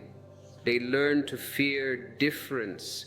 They learn to distrust what they do not recognize. They learn to label anyone outside their group as dangerous, inferior, or wrong.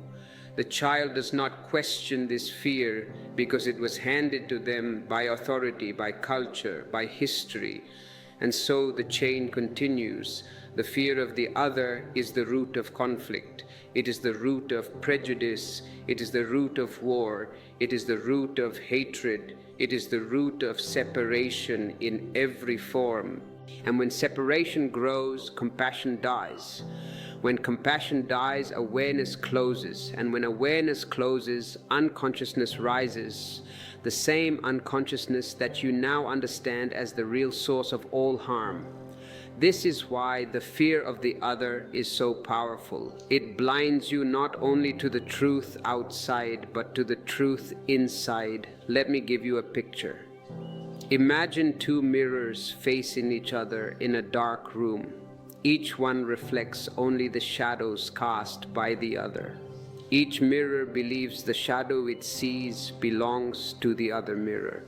Each mirror reacts to the darkness it perceives. But the darkness is not coming from the other mirror. It is coming from the absence of light in the room. This is how humans behave with one another. They project their own shadows onto others and then fear what they see. When you fear someone else, you are really fearing a part of yourself. a part you pushed away, a part you judged, a part you never learned to understand. And because this part remains hidden, you cannot see the person in front of you clearly. You see only the outlines, only the projections, only the stories you inherited from those who came before you. Fear of the other creates illusions that feel real. You see danger where there is none. You see threat where there is only difference. You see shadows where there is only misunderstanding. And because the mind is quick to protect itself, it reacts, it builds walls, it creates distance, it refuses to listen, it refuses to question, it refuses to see that the person you fear has their own pain, their own wounds, their own dreams, their own tenderness, just like you. This fear of the other grows into systems, cultural, religious, political, social. These systems then reinforce the fear, shaping entire generations. Nations declare enemies, groups isolate themselves, families pass down suspicions like heirlooms, and the illusion grows stronger, deeper, heavier. But underneath all of this, the truth remains untouched. The truth is that we are all expressions of the same life. The same breath moves through your chest as moves through the chest of the one you fear. The same longing for love that pulses in your heart pulses in theirs.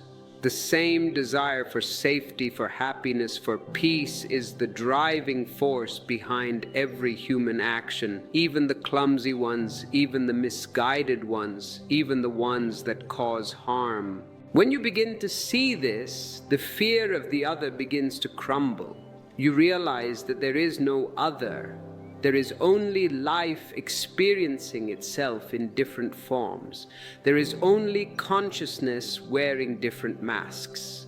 And sometimes the mask is frightening, sometimes the mask is angry, sometimes the mask is in pain, but behind the mask, the same essence resides.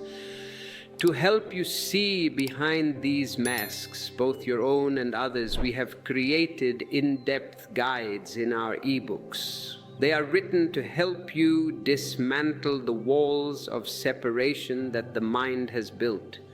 Check the description to start this deeper work today. When you understand this, you can no longer be manipulated by collective fear. You can no longer be drafted into the wars of the mind. You can no longer be used as an instrument of division. You become a light in the darkness. You become a bridge where there were walls. You become a presence that reminds others of their shared humanity. But how do we break this ancient habit? How do we stop fearing the other when the fear feels so automatic, so deep, so real? It starts with a simple question, a question you ask yourself whenever you feel the tightening of judgment, the coldness of suspicion, or the heat of hatred. You ask, what am I refusing to see in myself? Because every time you react strongly to someone else, it is a sign that they have touched a nerve in your own unconscious. They have mirrored something you are not ready to face. Perhaps their anger reminds you of your own suppressed rage. Perhaps their weakness reminds you of your own hidden vulnerability. Perhaps their freedom reminds you of your own self-imposed chains. Instead of looking out, look in. Instead of blaming, inquire. Instead of attacking, understand. This is the way of the seeker. This is the way of the awake heart. And as you practice this, as you withdraw your projections from the world becomes less frightening.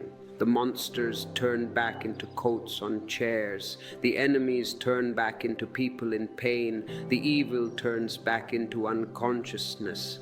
And in this new world, this cleared world, You are free to move with love. You are free to act from wisdom. You are free to be a force for healing rather than a soldier for fear. This is the true meaning of ending evil. It does not mean destroying the bad people. It means waking up the sleeping people. And the first person you must wake up is yourself. Now that we have traversed the landscape of the collective shadow, now that we have seen how fear constructs the walls between us, we must turn our attention to the final and most crucial step. The step that brings all of this understanding down from the mind and into the heart. The step of integration. How do we live this truth in a world that is still asleep? How do we hold this light when the winds of unconsciousness blow strong? We must learn the art of alchemy, the art of turning the lead of your shadow into the gold of your presence, the art of using every trigger, every fear, every moment of darkness as fuel for your awakening. This is where the philosophy ends and the life begins. This is where you stop being a student of truth and start being a living embodiment of it. Let us walk into this final chamber of wisdom. Let us learn how to be in the world but not of the world. Let us learn how to keep the inner lamp burning no matter how dark the night becomes. The first key to this alchemy is acceptance. Total, radical, uncompromising acceptance of everything that arises within you. This is the hardest step for the mind because the mind loves to edit. The mind loves to say, this feeling is good, I will keep it. That feeling is bad, I will throw it away. But you cannot throw anything away in the inner world. There is no garbage dump in the soul. Everything you reject just moves into the basement and waits. So, acceptance means opening the door to the basement. It means inviting the monsters up for tea. It means sitting with your jealousy, your greed, your lust, your terror, and saying, you too are welcome here, you too are part of me. When you do this, a strange miracle occurs. The energy that was trapped in these negative emotions begins to transform. Jealousy, when accepted and watched, reveals itself as a desire for expansion. Greed, when accepted and understood, reveals itself as a thirst for life. Lust, when honored and not shamed, reveals itself as the creative force of the universe. Terror, when held in awareness, reveals itself as the survival instinct, the love of life protecting itself. Nothing is wrong, nothing is evil, everything is energy, and energy is neutral. It is your judgment that paints it black or white. When you drop the judgment, when you drop the labels, the energy is freed. It becomes available to you. You become more alive, more vibrant, more powerful. This is the secret of the alchemists. They were not trying to turn physical lead into physical gold. They were speaking in codes. They were talking about the heavy, dark lead of the unconscious shadow being transformed into the shining, pure gold of awakened consciousness. And you are the alchemist. Your awareness is the fire, your heart is the vessel, and your life is the laboratory. But be warned, this fire burns. It burns away your illusions. It burns away your pretenses. It burns away the false image you have built of yourself. It leaves you naked. It leaves you humble. It leaves you real. And being real is the only protection you need. When you are real, you are unassailable. When you have nothing to hide, you have nothing to fear. The world may still try to judge you. The world may still try to shame you, but their arrows will pass right through you because there is no target left. You have accepted your shadow, so their words cannot reveal anything you do not already know and love. You have integrated your darkness, so they cannot use it against you. You have become whole, and in your wholeness you are free. This freedom is what I want for you. This freedom is what you were born for. This freedom is the God you were searching for in the sky. It was never a person. It was a state of being, a state of total integration, total acceptance, total love. And this state of being is not something you achieve tomorrow. It is not a diploma you hang on the wall. It is a moment-to-moment reality. The moment you slip back into judgment, you have stepped out of the divine. The moment you accept, you have stepped back in. It is a dance, and you are learning the steps. But there is a trickster in this dance, a clever imposter who wants to take credit for your spiritual growth. This imposter is the ego. The spiritual ego is the most dangerous ego of all.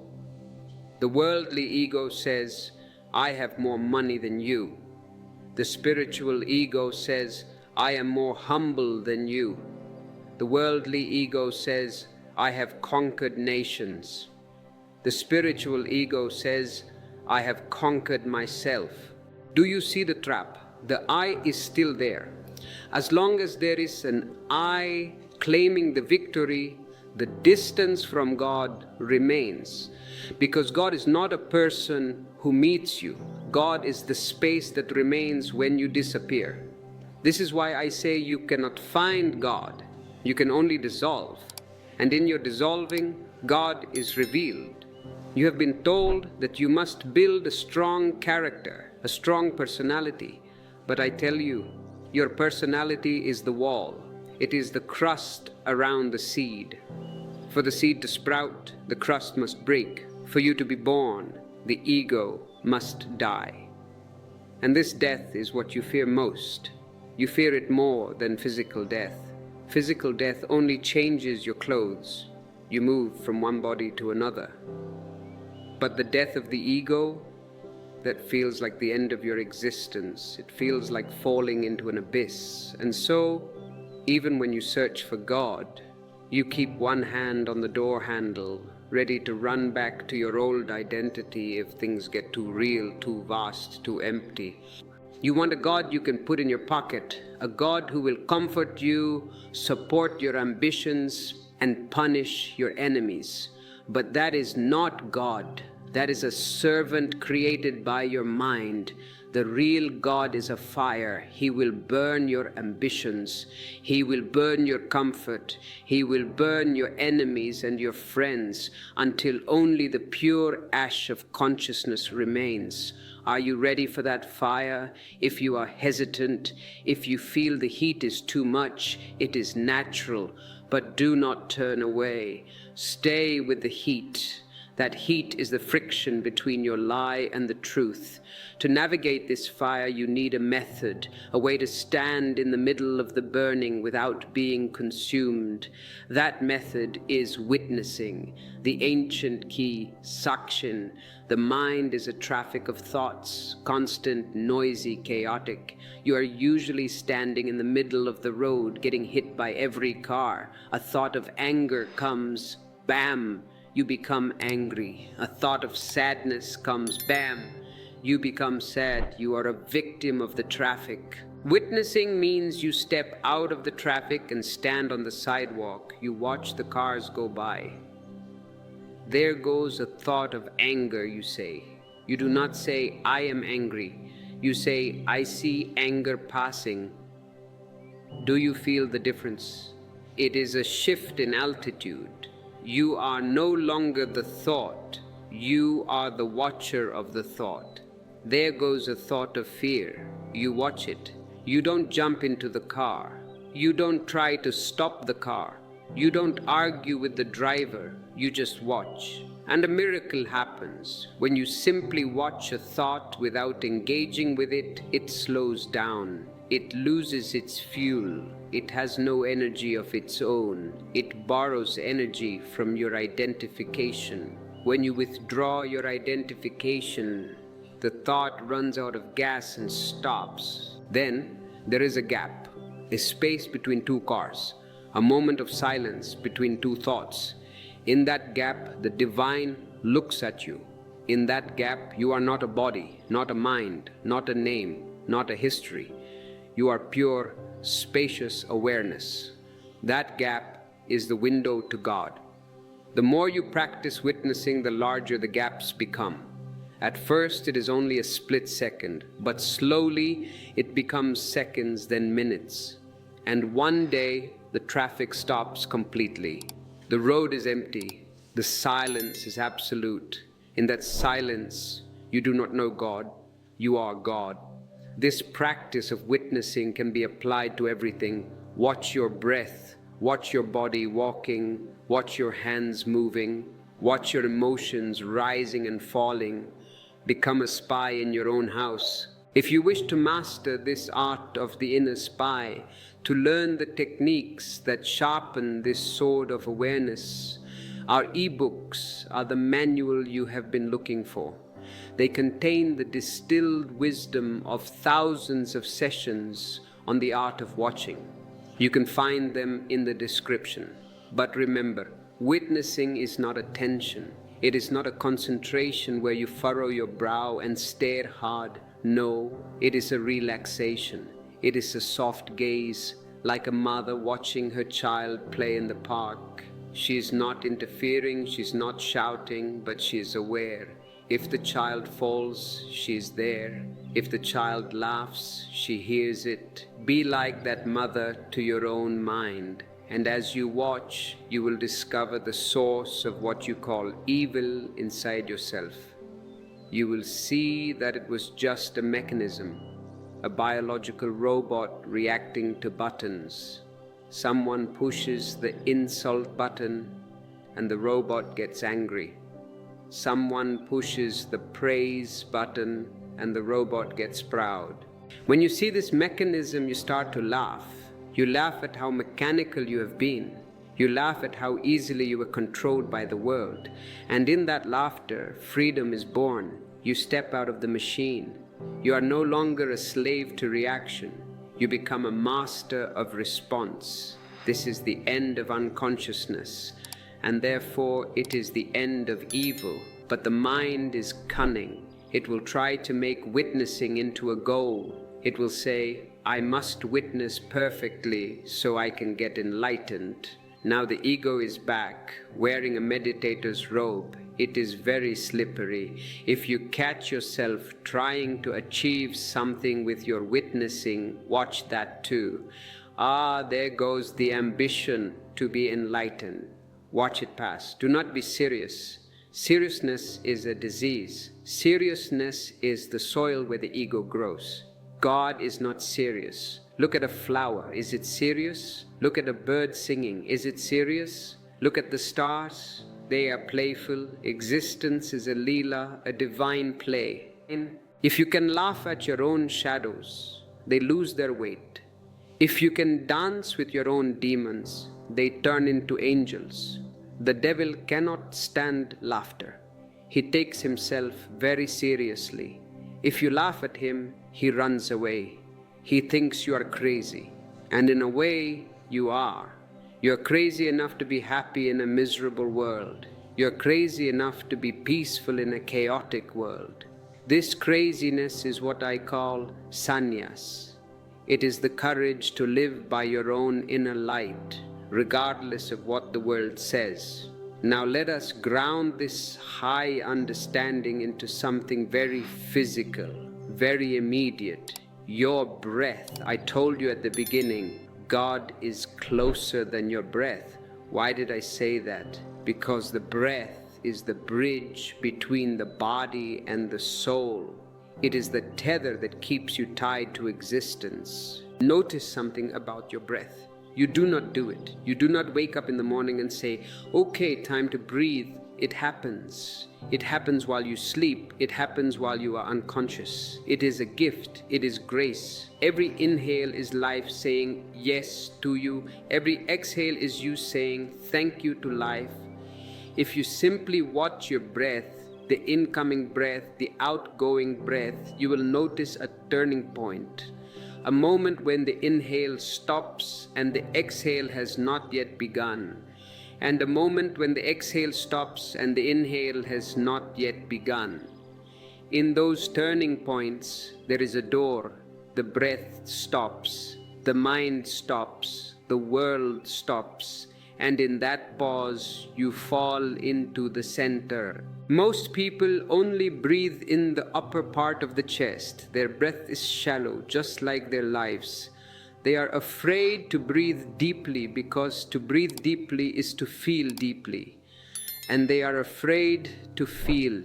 They are suppressing so much pain, so much fear, so much sex that they keep the breath short to keep the lid on the volcano. But you, my friend, you are here to take the lid off. So let your breath go deep. Let it touch your belly. In the East, we say the center of life is just below the navel, the hara. When you breathe into the hara, you are connecting to your roots. You become like a bamboo tree, hollow inside, but rooted deep in the earth. The wind can bend you, but it cannot break you. When you live from the hara, from the deep breath, the mind loses its grip. The mind lives in the head, the being lives in the belly. You have been living upside down. You have made the servant the head, the master, and the master, the belly, the being, the servant. Turn it right side up. Let the mind be a beautiful tool, a computer to be used when needed. But do not let the computer run the house. When you are not solving a math problem, when you are not planning your schedule, put the mind aside. Switch it off. Move down into the belly. Be, just be. This just being is what we call meditation. It is not an act. It is a state. You can wash dishes in meditation. You can walk to the bus in meditation. You can listen to your friend in meditation. It simply means you are fully there, deep in the belly, watching the moment unfold, without judgment, without commentary. And when you live this way, you become a magnet. You attract the divine, or rather, you realize the divine was always attracted to you. God finds you. Remember the promise I made, that when you stop searching, God finds you. This is how it happens. When you are empty of the seeker, you become a vacuum. And nature abhors a vacuum. The divine rushes in to fill you too. The search was a barrier because the search kept you full of desire, full of maps, full of ideas about where to go. A full cup cannot receive fresh tea. You must empty your cup. This emptying is scary. I acknowledge that. It feels like dying, but it is the death of the caterpillar to become the butterfly. The caterpillar thinks the world is ending.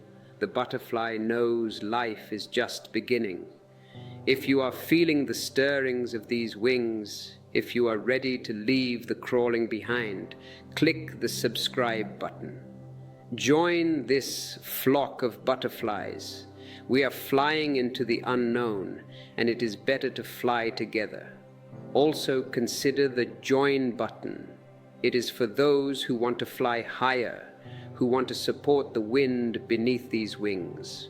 Now let us address a question that often rises in the mind when we speak of emptiness and no mind.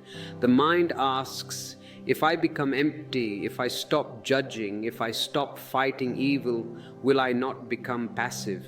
Will I not let bad things happen? If I see someone hurting another, will I just stand there and watch? This is a very common misunderstanding. The mind thinks that action comes only from thinking, from judgment, from anger. But the mind is wrong. The greatest actions come from silence. When you act from anger, your action creates a reaction. You hit someone because you are angry, they hit you back. You have started a chain of violence. You have not ended the evil, you have multiplied it. But when you act from awareness, from the empty mirror, your action is not a reaction. It is a response, it is creative, it is unexpected. You see a child running toward a fire. You do not think, is it good to save the child? Is it moral? What does the scripture say? No, you simply move. Your body acts before your mind can even formulate a thought. You grab the child. This action came from no mind, it came from pure connection. You were so connected to the child, so one with the situation, that the action happened through you, not by you. This is the action of a Buddha. It is swift, it is accurate, and it leaves no trace. It creates no karma. So do not fear that meditation will make you inactive. It will make you intensely active, but your activity will have a different quality. It will be a play, a dance, a compassionate movement. It will not be a heavy duty. And when you encounter the evil of the world from this space, you will not add to the hate. You will bring the medicine. If someone insults you and you are unconscious, you insult them back. You have become just like them. They have pulled you down to their level of sleep. But if you are conscious, if you are watching, you hear the insult like a sound. Ah, this person is making a sound. You see the pain on their face. You see that they are suffering. Instead of anger, you feel a sudden coolness. You might smile, you might say nothing, you might say something that breaks their trance. You seem to be in great pain, my friend. This breaks the pattern. This is how you change the world, not by fighting the darkness with more darkness, but by turning on the light. You have the switch in your hand. The switch is awareness, and yet you hesitate. Why? Because the darkness is familiar. You have lived in it for so long. It feels like home. The light is dazzling. It reveals the dust in the room. It reveals the cobwebs. When you first turn on the light of awareness, you might feel more miserable than before. You might see all the ugliness you were hiding, the jealousy, the greed, the violence. And the mind will say, "Turn the light off. I was happier before." But you were not happier, you were just numb. Do not turn the light off. Keep looking. The seeing itself is the cleaning. You do not need a broom. The light is the broom. If you see your anger clearly, if you see the roots of it, the foolishness of it, it drops. It cannot survive your scrutiny. It is like a vampire. It can only live in the dark. Bring it into the sun and it crumbles to dust. This process of cleaning, of clearing, is what we are doing here. It is not always pleasant. It is surgery. But would you rather keep the tumor and pretend everything is fine, or undergo the surgery and be healed? I am the surgeon, and my knife is love. If you feel this knife cutting through your illusions, do not scream. Or if you must scream, let it be a scream of liberation. Let it be the scream of a bird breaking out of the cage. And know that you are not alone on this operating table. We are all here, undergoing the same procedure. We are all patients in the hospital of the earth, trying to be cured of our madness. Support this hospital, keep the lights on. A super thanks is a contribution to the electricity that powers this surgery for millions of others. As we move deeper into this understanding, we must confront the final barrier, the barrier of time. The mind lives in time. It lives in the past, memories, regrets, or the future, hopes, worries. It can never live in the now. God lives only in the now. You say, "I will meditate tomorrow. I will find God when I retire. I will be happy when I get that job." This when, this tomorrow, is the devil. There is no tomorrow. Tomorrow never comes. When it comes, it is always today. By postponing, you are missing the train. The train is leaving right now. The whistle is blowing right now. God is happening right now. Can you feel it? Can you feel the aliveness in your hands, the tingling in your feet, the sound of my voice entering your ears, the silence beneath the voice? That is him. That is her. That is it. Whatever name you want to give, God, truth, Tao, Dharma, it is vibrating in this very second. Why wait? What are you waiting for? You are waiting because you think you are not enough yet. You think you need to improve. You think God is for perfect people. Let me tell you a secret. God loves imperfections. If God wanted perfection, he would have created machines. But he created trees which are gnarly and twisted. He created rivers which do not flow in straight lines. He created you with all your quirks and flaws. And your imperfections are your signature. They make you unique. Do not try to be a plastic saint. Be a real human being. A real human being is angry sometimes, sad sometimes, happy sometimes. But beneath it all, there is a watcher who knows, I am none of this. I am the sky in which these clouds pass. Be the sky. The clouds come and go. Black clouds, white clouds, storm clouds, fluffy clouds. The sky does not say, I only want white clouds. The sky accepts all. And the sky is never stained by the clouds. The storm can rage, lightning can flash. But when the storm is over, the sky is as blue and pristine as ever. Your consciousness is that sky. You have done many things in your past, some good, some bad. You carry guilt, you carry shame. You think, I have sinned. I tell you, you cannot sin against the sky. You can spit at the sky, but the spit will fall back on your own face. The sky remains untouched. Your consciousness is virgin. It has never been touched by your actions. It is as pure today as the day you were born, purer because it is eternal. Reconnect with that virginity. Reconnect with that innocence. It is not something you have lost. It is something you have forgotten. In the next part of this journey, we will walk into the mystery of love.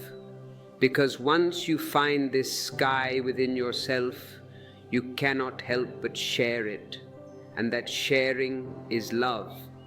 But the love you know is a beggar. I will show you how to make your love an emperor.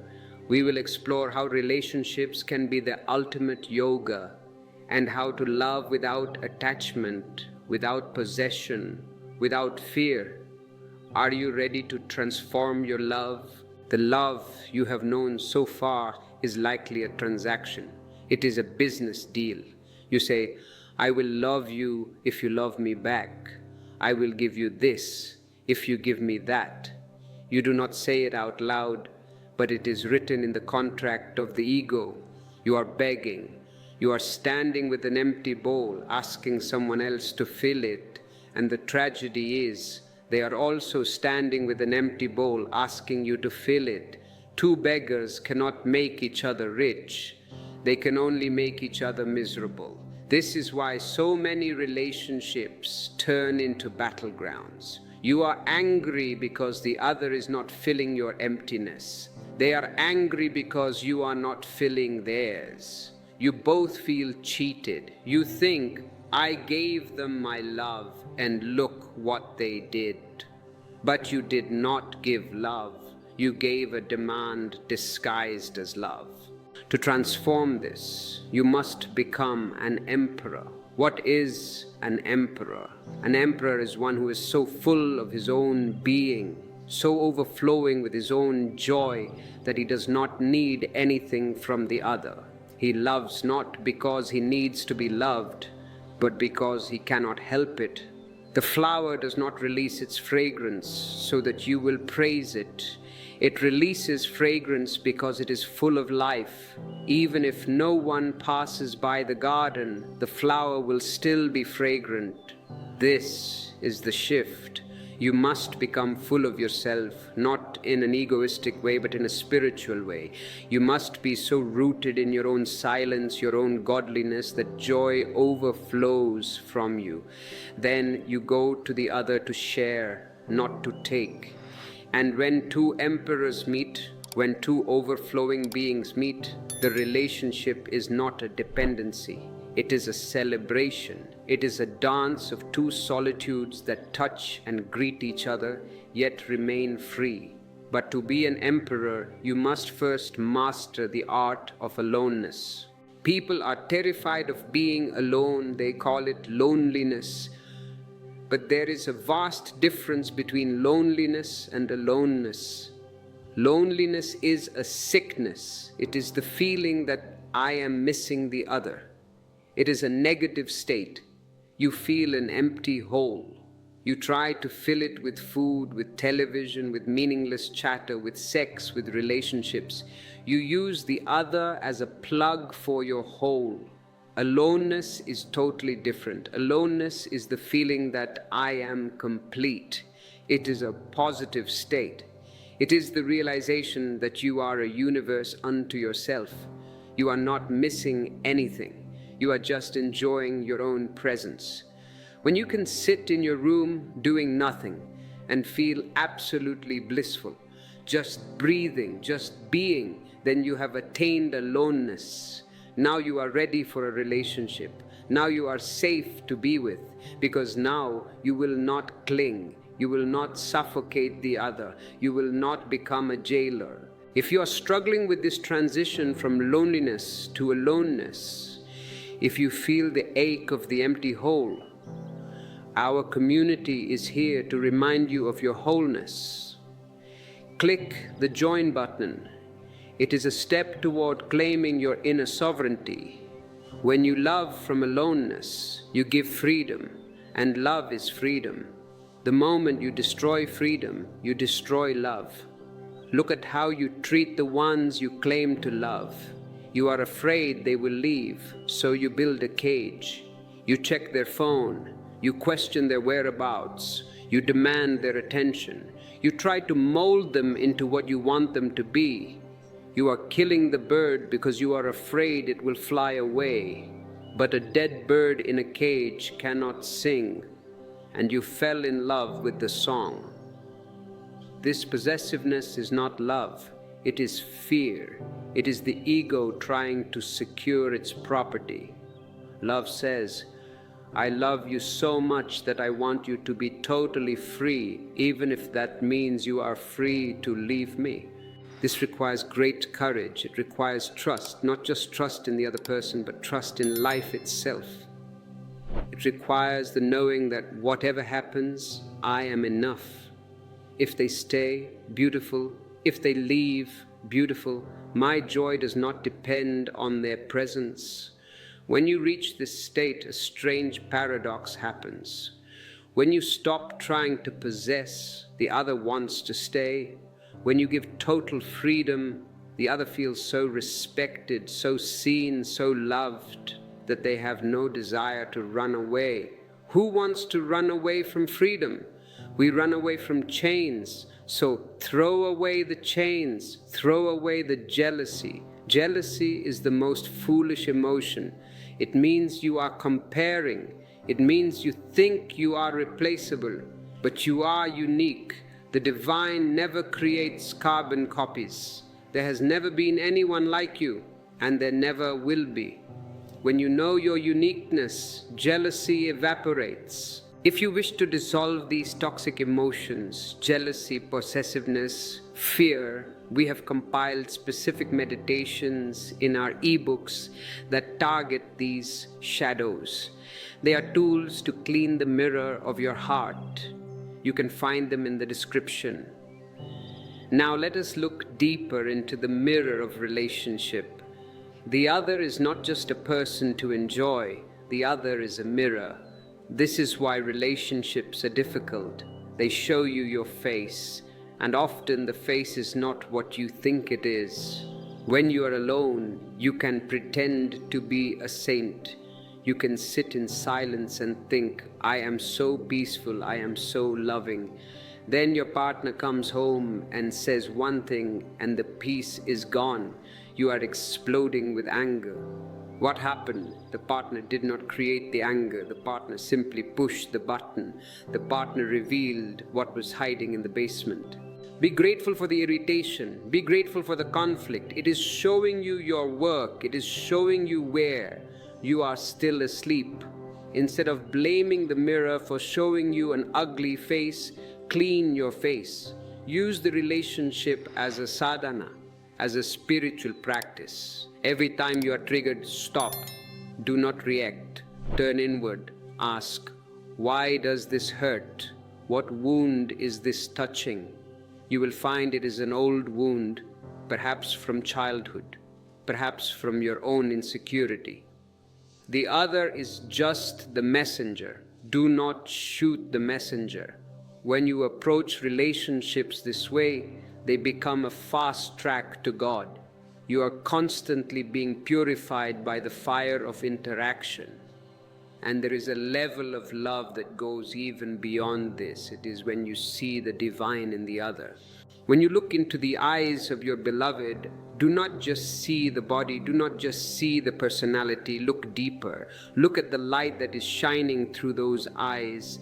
That light is the same light that is in you. It is the same light that is in the stars.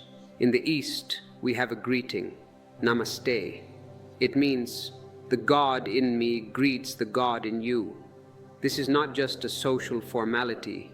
It is a recognition of the ultimate truth. When you make love, do not make it just a physical friction. Make it a meditation. Make it a prayer. When you touch the other's body, touch it with reverence, as if you are touching the temple of God, because you are. This body is a miracle. It is a vessel of the divine energy. If you can bring this quality of sacredness into your love, the division between sex and spirit disappears. The biological becomes the mystical. The lowest rung of the ladder becomes the first step toward the highest. Society has taught you that sex is a sin or that it is dirty. This is a strategy to keep you divided. If you are at war with your own biology, you will never be whole. And if you are not whole, you cannot be holy. The word holy comes from the word whole. Accept your nature, celebrate your energy, do not repress it, transform it. Repression creates poison, transformation creates nectar. And as your love grows, it will expand. It will not be confined to one person. One person may be the door, but you do not stop at the door. You enter the palace. You begin to feel a loving quality toward everything, toward the trees, the animals, the strangers on the street. You become love. It is not that you love someone, it is that you are love. It is your radiation. Just as a lamp gives light, you give love. It makes no difference who receives it. This is the state of the God-realized being. He does not choose who to bless. His blessing is just there, like the rain falling on the good and the bad alike. To reach this state, you must be willing to let the heart break. I do not mean heartbreak in the sad sense, though that too is part of it. I mean the shell of the heart must break open. Most people carry a heart of stone. It is protected, armored. They have been hurt before, so they have built walls. I will never let anyone close enough to hurt me again. But in keeping out the pain, you also keep out the joy. You keep out the divine. Let the walls crumble. Yes, you will be vulnerable. Yes, you might be hurt. But it is better to be hurt and alive than to be safe and dead. A vulnerable heart is a sensitive heart, and God can only enter a sensitive heart. Be defenseless, drop the armor, stand naked before existence. Say, I am here, take me, break me, remake me. This surrender is the ultimate strength. The ego thinks strength is being hard. The spirit knows strength is being soft like water. Water yields, but it carves through rock. Be like water. If you are feeling the hardness in your chest beginning to melt, If you feel the tears of a long-held defense releasing, know that this is a holy moment. Do not rush to dry your eyes. Let the tears cleanse your vision.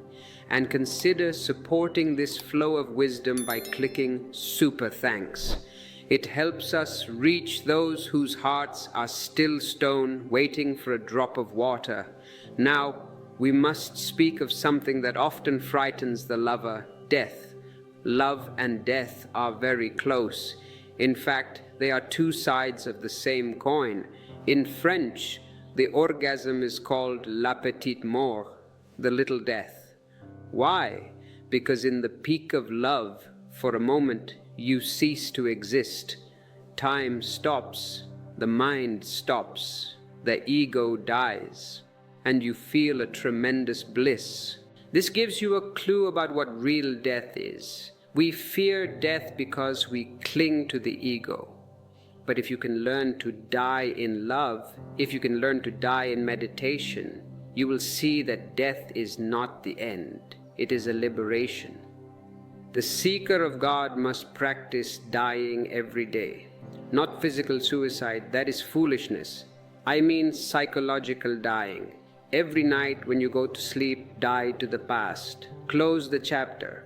Whatever happened today, good or bad, success or failure, finish it. Do not carry it into tomorrow. If you carry the past, you are carrying a corpse. And living with a corpse, you will smell of death. Die to the past so that every morning you are born again. Fresh, young, new. This is the secret of eternal youth. The body will age, but the spirit can remain as fresh as a dewdrop. When you live this way, dying moment to moment, you have no fear of the final death. You know it is just a bigger letting go. You have been practicing it your whole life. You will welcome it as a great rest, a return to the source. And because you do not fear death, you can live totally. Only the one who is ready to die is ready to live. If you are afraid of death, you will hold back. You will live a lukewarm life. You will take no risks. But life is risk. To love is to risk.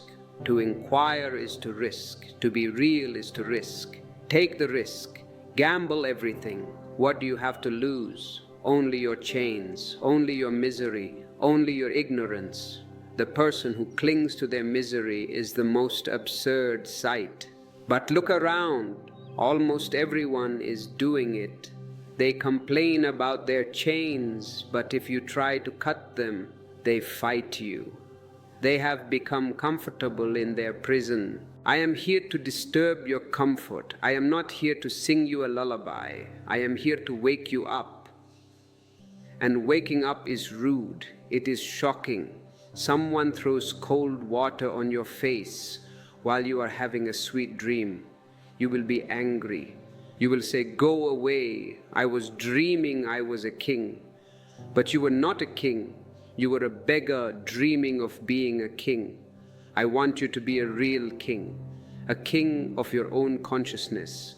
So let the cold water come. Let the shock come. One of the greatest shocks and one of the greatest keys is to realize that you are not your story. You have a biography. I was born here. I went to this school. My parents did this. I suffered this trauma. It is a long, dramatic novel, and you are very attached to it. You carry it around like a suitcase. You open it and show it to people. Look at my story. Look at how much I have suffered. Give me sympathy. Drop the suitcase. You are not your story. Your story happened to the body, to the mind. It did not happen to you. The witness was never born. The witness was never traumatized. The witness never went to school. The witness is just a pure looking. When you disidentify from your story, a great weight falls off. You suddenly feel light. You can laugh at the drama. It was just a role you were playing on the stage. Now you can play the role better because you know it is just a role. You can be a father, a mother, a worker, a friend, but deep down you know I am not this. I am the silence watching it all. This distance gives you grace. It gives you a sense of humor. You stop taking things so personally. If someone insults your character in the play, you know they are insulting the mask, not you. You can smile. You can even agree with them. Yes, this mask is a bit foolish, isn't it? This is true invulnerability. And from this space of no story, you can create a new world. A world not based on the past, but based on the present potential. You have the power to create. You are a creator. God created man in his own image. That means you are a creator too. But what are you creating? Are you creating more misery, more noise, more conflict? Or are you creating silence, beauty, love? Every thought is a creation. Every word is a creation. Be conscious of what you are putting out into the world. When you speak, let your words be dipped in honey. Let them be dipped in truth. If your words are not going to create beauty, silence is better. When you act, let your action be a gift. Even small things, making tea, cleaning the floor. Do it with such love, such attention, that the act becomes a prayer. This is how you bring the divine down to earth. You do not need to go to heaven. You can make this earth a paradise. Paradise is not a geographical location. It is a psychological state. It is a spiritual frequency. You can live in hell or you can live in heaven. It is your choice. It is the same world, the same market, the same traffic. But one man is in hell, burning with anger. The man next to him is in heaven, humming a song. What is the difference? The difference is the inner climate. You are the master of your climate. You cannot control the weather outside, but you can control the weather inside. Stop blaming the world. Stop blaming the politicians. Stop blaming your family. Take responsibility. The word responsibility is beautiful. It means responsibility, the ability to respond. It does not mean burden. It means you have the power to choose your response. If you are miserable, it is your choice. I know this is hard to hear. You want to say, no, he made me miserable. The economy made me miserable. As long as you believe that, you will remain a slave, because you cannot change him and you cannot change the economy. But if you realize, I am choosing misery, then you have the key. You can choose differently. You can choose joy. But how can I choose joy when I am sad? By watching the sadness, by not identifying with it, by seeing it as a cloud. Okay, sadness is passing. Hello, sadness. Do not fight it. If you fight it, you give it energy. Just watch it. And in the watching, you are separate from it. You are the joy of the witness. This is the alchemy. If you are ready to take full responsibility for your inner world, subscribe to this channel. It is a declaration of independence. You are declaring, I am the master of my soul. And if you wish to deepen your mastery, to learn the specific techniques of shifting your inner climate, our e-books are the maps of this terrain. Find them below. Now, as we approach the final movements of this discourse, I want to speak to you about celebration. Religion has been too sad for too long. Long faces, serious fasting, punishment, guilt. That is not religion. That is pathology. True religion is a celebration. It is a dance. It is gratitude. Look at existence. It is celebrating every moment. The birds are singing, the trees are swaying, the sun is dancing on the water. Why is man so sad? Because man has fallen out of step with the cosmic dance. He is trying to march to the beat of his own ego, which is out of rhythm. Come back to the rhythm. Let go of the control. When you celebrate, the ego disappears. Have you noticed? When you are really dancing, the dancer disappears and only the dance remains. When you are really laughing, the laughter disappears and only the laughter remains. These are moments of God, so laugh more, dance more, sing more. Do not wait for a reason to celebrate. I will celebrate when it is my birthday. I will celebrate when I get a raise. No. Celebrate breathing. Celebrate the fact that you are conscious. Celebrate the color green. If you can celebrate without a reason, your celebration is authentic. If you need a reason, it is just a transaction. Make your life a festival. When you live as a festival, you attract festive energy. You attract grace. And this brings us to the ultimate secret I promise to reveal. The secret that surprises many seekers. The secret is this: there is nothing to achieve. You are already that which you are seeking. The diamond is already in your pocket. You have just forgotten it is there. You are looking for it in the marketplace, asking everyone, "Have you seen my diamond?" And they are laughing at you, or they are trying to sell you a fake glass diamond. Stop looking. Put your hand in your pocket. Feel it. It is there. It has always been there. You are God playing the game of being a person. You are the ocean playing the game of being a wave. The game is over now. You can come home. Home is not a place. Home is a relaxation into what is. Relax, let the shoulders drop, let the belly soften, let the breath flow now, right now. This is it. There is no more to it than this. This simple, ordinary awareness. Do not look for fireworks. Do not look for angels playing harps. Those are hallucinations. Look for the simple peace that is the background of all experience. It is so quiet you might miss it. It is so obvious you might overlook it. It is you, the real you. But why is it so hard to stay in this you? Why do you keep falling back into the old patterns, the old fears, the old smallness? You have tasted the sky, yet you crawl back into the cage. Why? Because the cage is familiar, and because you are surrounded by millions of other cages. The collective gravity is immense. You are trying to wake up in a world that is determined to stay asleep. This brings us to a crucial understanding: the psychology of the crowd. From the moment you were born, you were not raised to be an individual. You were raised to be a part of the crowd. The crowd does not like individuals. The crowd fears individuals. Why? Because the individual is unpredictable. The individual cannot be controlled.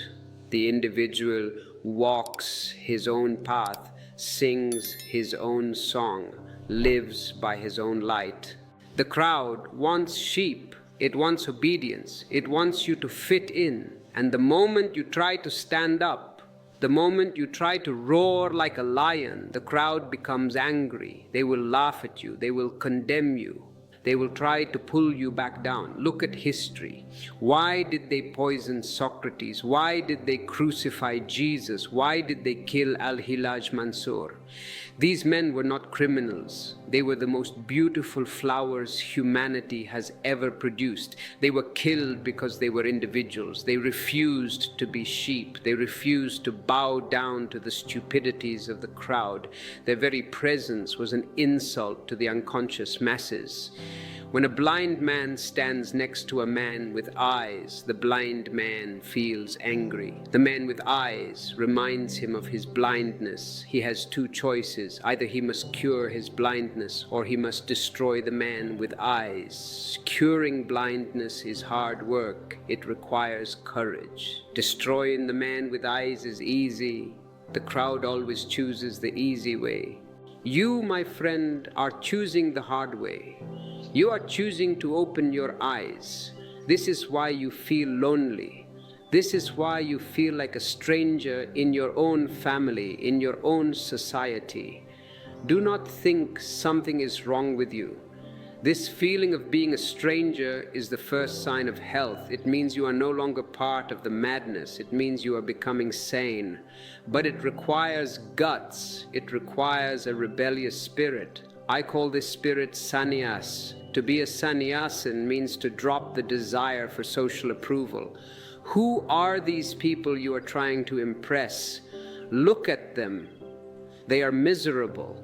They are confused. They are living in hell. And you want their certificate. You want them to say, "You are a good boy, you are a good girl." If the madhouse calls you normal, then you are truly in trouble. If the madhouse calls you crazy, take it as a compliment. It means you are exiting the collective insanity. Drop the begging bowl of validation. Stand on your own 2 feet. 2. This is why we have created this online community, this Sangha. It is a place where lions can meet other lions.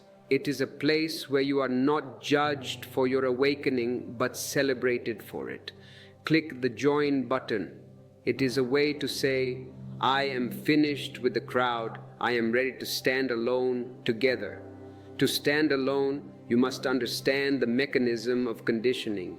You were not born a Christian, a Hindu, a Muslim, or an American. You were born as pure consciousness. But immediately, the society started painting on you. They gave you a name, they gave you a religion, they gave you a political ideology, they gave you ambitions, they wrapped you in layer upon layer of conditioning like an onion, and now you think you are the onion skins. When you say, I am a Christian, it is a lie. How can consciousness be Christian? When you say, I am a nationalist, it is a lie. Consciousness has no borders. These are just ideas implanted in your mind before you were intelligent enough to reject them.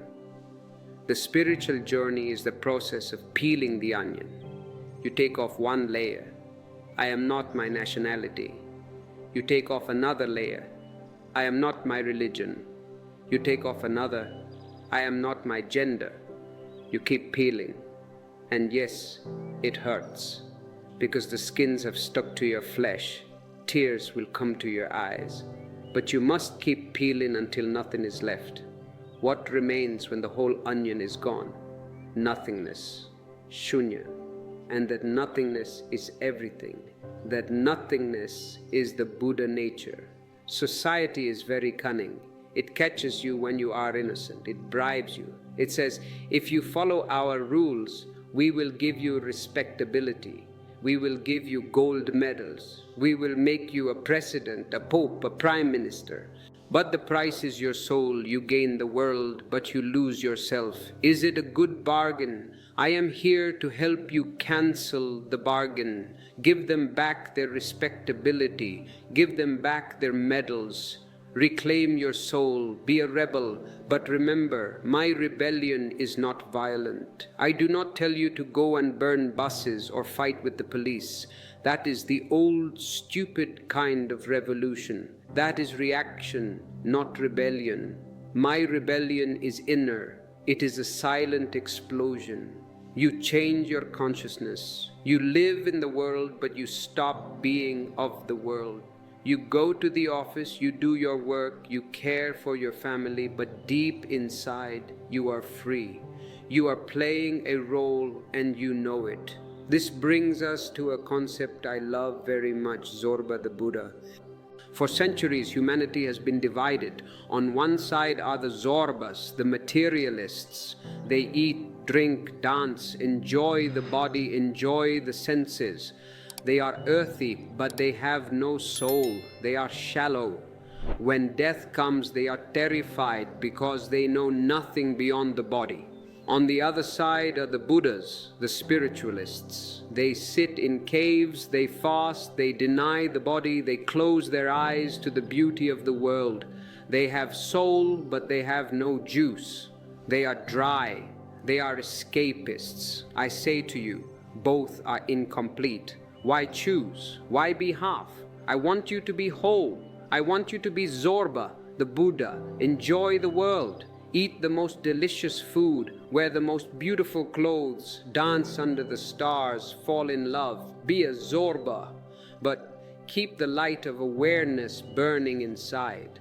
While you dance, let there be a witness. While you eat, let there be a witness. Be a Buddha inside the Zorba. This is the new man, the meeting of the earth and the sky, the meeting of the body and the soul, the meeting of the visible and the invisible. Do not reject the market for the mountains. Bring the mountain into the market. When you live this way, you are rich. Rich in the outside world, rich in the inside world. Why be poor? God is the creator of this abundance. Look at the trees, they are abundant with flowers. Look at the universe, it is abundant with stars.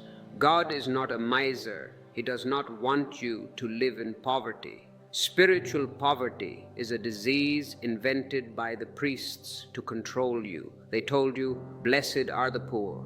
I say to you, blessed are the whole. If you can enjoy a sunset with tears of gratitude, and you can also enjoy a deep meditation where the world disappears, you have claimed your inheritance. You have claimed the whole kingdom. But to reach this synthesis, we must address the garbage that has accumulated in your basement. You cannot just layer peace on top of your repressed madness. It will not work. The madness will erupt. This is why I emphasize catharsis. Modern man is not like the ancient man. In the time of Buddha, people were simple. They lived in nature. They worked physically hard. They had no newspapers, no television, no internet bombardment. Their minds were relatively empty. They could sit under a tree, close their eyes, and poof, silence would happen. But you are a mess. Your mind is a marketplace. It is buzzing with 1,000 voices. You are repressed. You are angry. You are anxious. If you try to just sit silently, you will go crazy. The silence will make the noise seem even louder. You will feel itching in your legs, pain in your back, thoughts racing like wild horses. You need to throw out the garbage first. You need to unburden the system. Before you can sit in silence, you must dance, you must shake, you must scream, you must cry, you must allow the madness to come out. I have designed meditations specifically for this age. They are chaotic, they are intense, they are active. For example, stand in your room, put on some chaotic music and just shake. Let the body shake. Do not do the shaking. Let the shaking happen. Become the shaking. Let every cell vibrate. If a scream comes, let it come. If tears come, let them come. If anger comes, beat a pillow. Go mad, consciously mad. For 10, 15 minutes, throw everything out. Empty the clouds. Then stop. Freeze. In that sudden stop after the storm, you will find a silence that you have never known before. It is not a forced silence. It is the silence that follows the thunder. It is fresh. It is clean. This is the secret of active meditation. You exhaust the body. You exhaust the mind. You throw out the repression. And then meditation descends on you like a dove. You cannot force meditation. You can only create the right situation for it to happen. If you are interested in learning these specific techniques, how to shake, how to breathe, how to throw out the madness, we have detailed instructions in our ebooks. They are the user manuals for your own machine. Find them in the description. Do not be afraid of your own energy. You have been taught to sit still, to be well behaved, but look at the cost. You are sitting on a volcano. Let the volcano erupt in a safe, therapeutic way. Once the steam is out, you can simply be. You can sit like a lotus flower.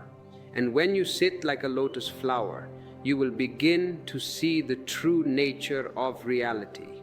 you will see that everything is connected. The separation between me and you, between man and nature, is a fiction of the mind. Think of a leaf on a tree. The leaf thinks, I am an individual, I am separate. But the leaf is nourished by the same sap that nourishes the roots. If the tree dies, the leaf dies. The leaf is just an extension of the tree. You are an extension of existence. You are not an island. You are breathing the air that the trees are exhaling. The trees are breathing the air that you are exhaling. We are constantly exchanging. We are one organism.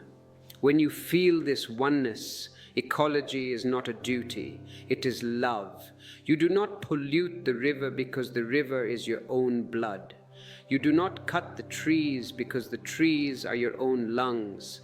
This awareness is the only thing that can save the world. Politicians cannot save the world with treaties and laws. Science cannot save the world with more technology. Only a shift in consciousness can save us. If you feel this responsibility, not as a burden, but as a joy, then you are ready to be part of the solution. And the solution starts with you becoming happy. A miserable person is dangerous. A miserable person wants to destroy. Have you noticed? When you are happy, you want everyone to be happy. You want to share. You want to give. When you are miserable, you want everyone to be miserable. You say, why are they laughing? How dare they laugh when I am suffering? And you try to stop them. The greatest contribution you can make to humanity is your own happiness, your own bliss. Be selfish, but be selfish in this higher sense. By taking care of your own flower, you fill the whole garden with fragrance. Do not try to serve the world if you are unhappy. Your service will be contaminated. Your service will be a way of creating guilt in others. Look how much I sacrifice for you. That is not love, that is aggression. First fill yourself, be overflowing, then sharing happens naturally. It is not service, it is just your nature. Now let us tackle one of the biggest obstacles to this happiness, the judge. Inside your head there is a judge. He sits on a high chair with a gavel. He watches everything you do. That was wrong. You are lazy. You are ugly. You are not spiritual enough. This judge is not you. This judge is the voice of your parents, your teachers, your priests, your society. It is the internalized crowd. You must fire the judge. Who is he to judge you? Is he perfect? The society that created this voice is sick, violent, and insane. And you are listening to its judgment. When the voice says, you are bad, laugh at it. Say, maybe I am bad, but I am real. When the voice says, you should be more like Jesus, say, no, thank you. One Jesus is enough. Existence needs me to be me. Drop the shoulds. I should do this. I should be that. These shoulds are the bars of your prison. Replace should with is. What is? I am angry, okay? That is the is. Do not say, I should not be angry. That creates a conflict. That creates a split. Just acknowledge the is. I am angry. I am watching it. In that acceptance, the anger transforms. The moment you accept yourself as you are, the judge disappears. And when the judge disappears, the innocent child in you returns. Jesus said, unless you become like little children, you cannot enter the kingdom of God. He did not mean being childish. He meant being childlike. What is the difference? A childish person is immature. They refuse to grow up. A childlike person is mature, has gone through life, has seen the complexity, and has returned to simplicity. It is a second innocence. Look at a child's eyes. They are clear. They are full of wonder. They do not know everything. They are ready to be surprised. As you grow older, your eyes get covered with the dust of knowledge. You think you know. That is a tree. That is a bird. You have labels for everything. You stop seeing, unlearn. Unlearn everything you have been taught. Become ignorant again. This is a very wise ignorance. It is the state of, I don't know. When you look at a flower and you can say, I don't know what this is, you are really seeing the flower for the first time. The mystery opens. Knowledge kills mystery. Wonder restores it. I want you to live in wonder. Wake up in the morning and look at the sun as if it is the first time. Look at your partner's face as if it is the first time. Taste your tea as if it is the first time. This brings freshness to life. This kills boredom. Boredom is the feeling that I have seen it all. You haven't seen anything.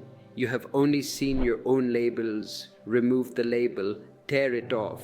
If you are finding it hard to peel off these labels, if the glue of conditioning is strong, our e-books offer solvents, perspectives that dissolve the glue. Check them in the description. And if you are feeling the wonder returning, if you are feeling a little spark of that second innocence, click super thanks. It is a way of celebrating the mystery. As we move toward the final parts of this discourse, I want to prepare you for the greatest leap, the leap from doing to happening. The ego is a doer. I must do this. The spirit is a happening. Meditation is not something you do. Meditation is something that happens to you when you stop doing. Love is not something you do. Love happens. Sleep is not something you do. If you try to sleep, you will stay awake. You have to wait for sleep to come. God is not something you do. You must learn the art of allowing, the art of let go. Float, do not swim. When you swim, you are fighting the river. You are trying to go somewhere. When you float, you trust the river. You let the river take you, and the river is going to the ocean. You don't need to know the map. The river knows. Trust life. Life is wiser than you. Life has been here for billions of years. You just arrived yesterday, and you think you know better than life. Stop fighting, surrender. Say to existence, I am yours, take me where you want. Use me how you want, I am ready. This surrender is not defeat, it is the ultimate victory. Because when you surrender to the whole, the power of the whole becomes your power. You are no longer a small wave, you are the ocean. But the ego will whisper, if I surrender, I will be lost. Yes, you will be lost. But to be lost in the divine is the only way to be found. Lose yourself. Be a gambler. Bet everything on the invisible. In the next part, we will explore the specific traps that waiting for you on this path of surrender, the gurus, the false prophets, and the spiritual materialism. And I will show you how to navigate them with your own inner compass. We will speak of the master. What is a true master? And do you need one? The answer might surprise you. The answer is a paradox. Yes, you need a master. And no, you do not need a master. Let me untangle this, not for you. You do not need a master to give you anything. Truth cannot be given. It is not a commodity. I cannot take my silence and pour it into your head. If I could, I would have done it long ago and saved us both a lot of time. No one can give you the truth because you already have it. It is seated in the very core of your being. So, why the master? If I have the diamond in my pocket, why do I need you? You need the master not to give you the diamond, but to wake you up to the fact that you are dreaming of poverty. You are so convinced that you are a beggar that even if you touch the diamond, you think it is a piece of glass. You need someone who is awake to shake you. The master is an alarm clock. The alarm clock does not create the morning. The morning is already there. The sun has risen. The birds are singing. But you are asleep. dreaming of a dark night. The alarm clock simply disturbs your sleep. And when you wake up, you do not thank the alarm clock for creating the sun. You thank it for waking you up to see the sun. But the ego hates the alarm clock. The ego wants to sleep. In sleep, the ego can dream of being an emperor, a conqueror, a holy man. Waking up is humble work. So you will fight the master, you will argue with him, you will doubt him. This is natural. A true master is not interested in your worship. He is not interested in your obedience. He is interested in your awakening. He will use any method, love, anger, logic, absurdity, to snap you out of your trance. He is a mirror. When you stand before him, you do not see him. You see yourself. And often what you see is ugly. You see your greed, your fear, your jealousy. You want to break the mirror. You get angry at the master. Why are you making me feel this way? The master is not making you feel anything. He is simply showing you what is there. If you can stay with the master, if you can tolerate the reflection, the transformation begins. But beware of the false prophets. The marketplace is full of them. How do you distinguish a true master from a false one? A false master creates dependence. He says, I am the only way. Follow me. Kiss my feet. Do what I say, and I will save you. He enjoys your slavery. He feeds on your ego to puff up his own. A true master creates freedom. He says, I am just a finger pointing to the moon. Don't bite my finger. Look at the moon. He works to make himself unnecessary. His love is so great that he wants you to become a master yourself. He does not want followers. He wants fellow travelers. He wants friends. I am not looking for followers. I am looking for friends who are ready to burn their boats and walk into the unknown. If you are ready to be a friend, to walk shoulder to shoulder, click subscribe. Let this be a handshake between us. Now, let us speak of the trap that catches even the most sincere seekers, spiritual materialism. The mind is very cunning. If you pursue money, the mind says, I want more money than my neighbor. If you pursue politics, the mind says, I want more power than my opponent. Now you turn to spirituality, the mind says, okay, now I want more enlightenment than everyone else. I want to be the holiest person in the room. The goal has changed, but the mechanism is the same. It is still greed, it is still ambition, it is still the ego trying to be special. You start collecting spiritual experiences like trophies. I saw a blue light in meditation. I felt my kundalini rise up my spine. I had a vision of Krishna. And you run to tell your friends, you write it in your diary, you feel superior. Poor Bob. He only saw a white light. I saw a blue one. This is rubbish. It is spiritual garbage. These experiences, lights, sounds, visions, are just the mind playing tricks. They are hallucinations, beautiful hallucinations perhaps, but still hallucinations. They belong to the world of phenomena. Anything that you can see is not you. The seer is not the seen. If you see Krishna standing in front of you, who is seeing? You are the witness. Krishna is the object. The witness is higher than the vision. Do not get stuck in the scenery. Many people stop there. They think they have arrived. They become spiritual people. They walk differently. They talk softly. They wear special clothes. They smell of incense. It is all acting. It is a new persona. Before, you wore the mask of a businessman. Now, you wear the mask of a yogi. But the face behind the mask has not changed. The anger is still there, suppressed. The sex is still there, suppressed. I want you to drop all masks, even the spiritual mask, especially the spiritual mask, because it is the hardest one to peel off. It looks so gold, so shiny. You become attached to it. Real spirituality is ordinary. It is very simple. It is chopping wood and carrying water, as the Zen masters say. But you chop wood with total awareness. You carry water with a silent mind. There is no halo around your head. You don't float 2 inches above the ground.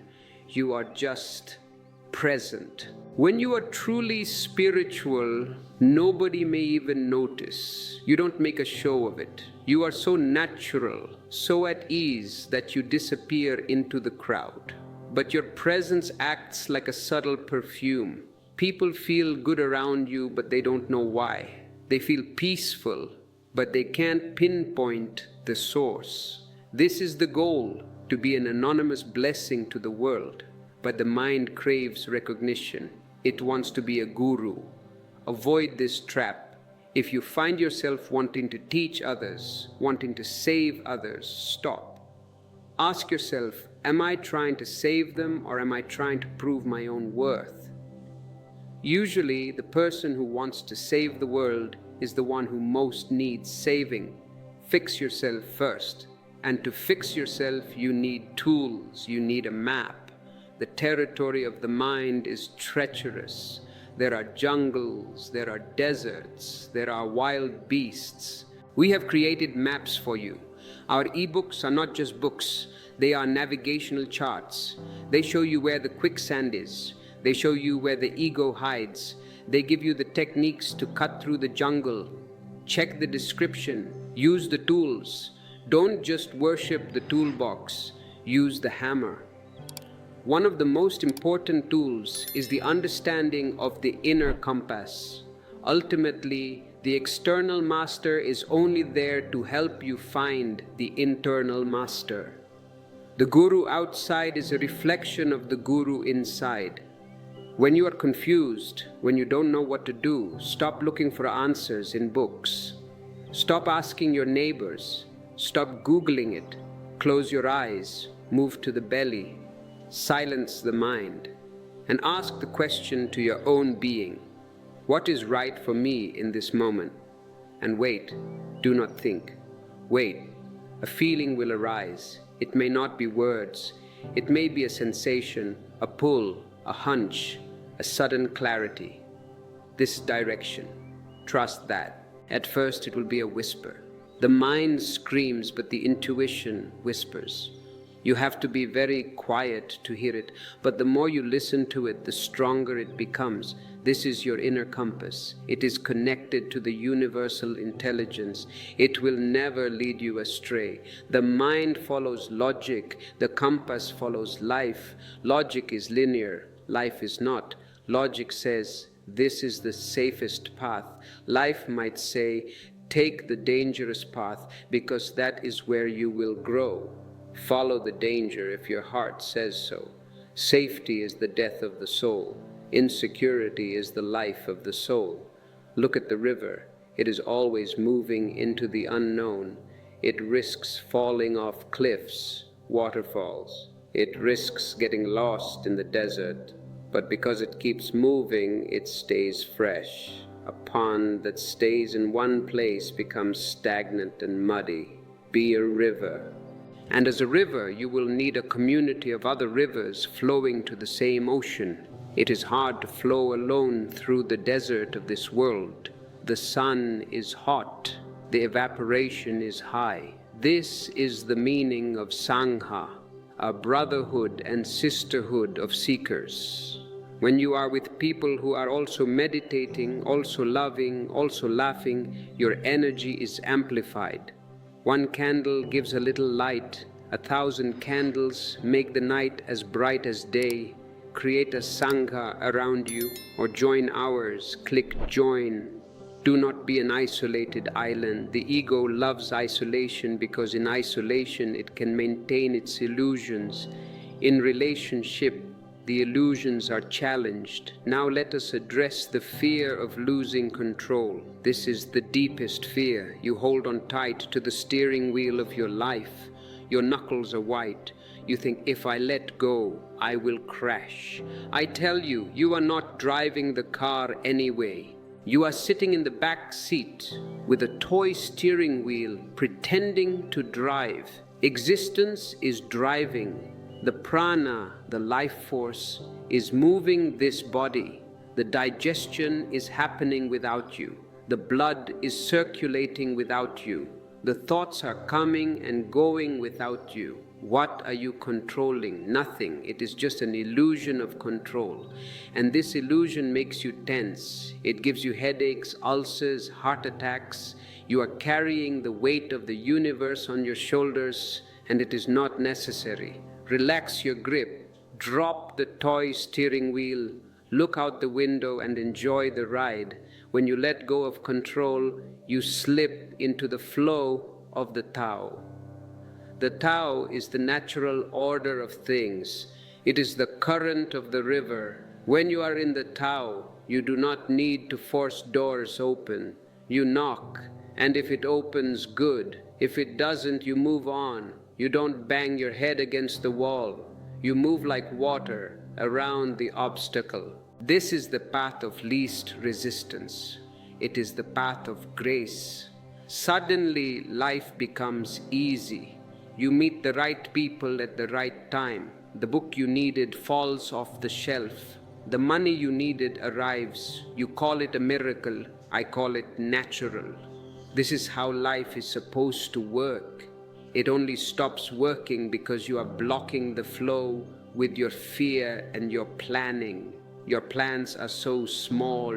Existence has a much bigger plan for you, but you are saying, no, I want this small thing. You are asking for a penny when existence wants to give you a kingdom. Stop planning, start living.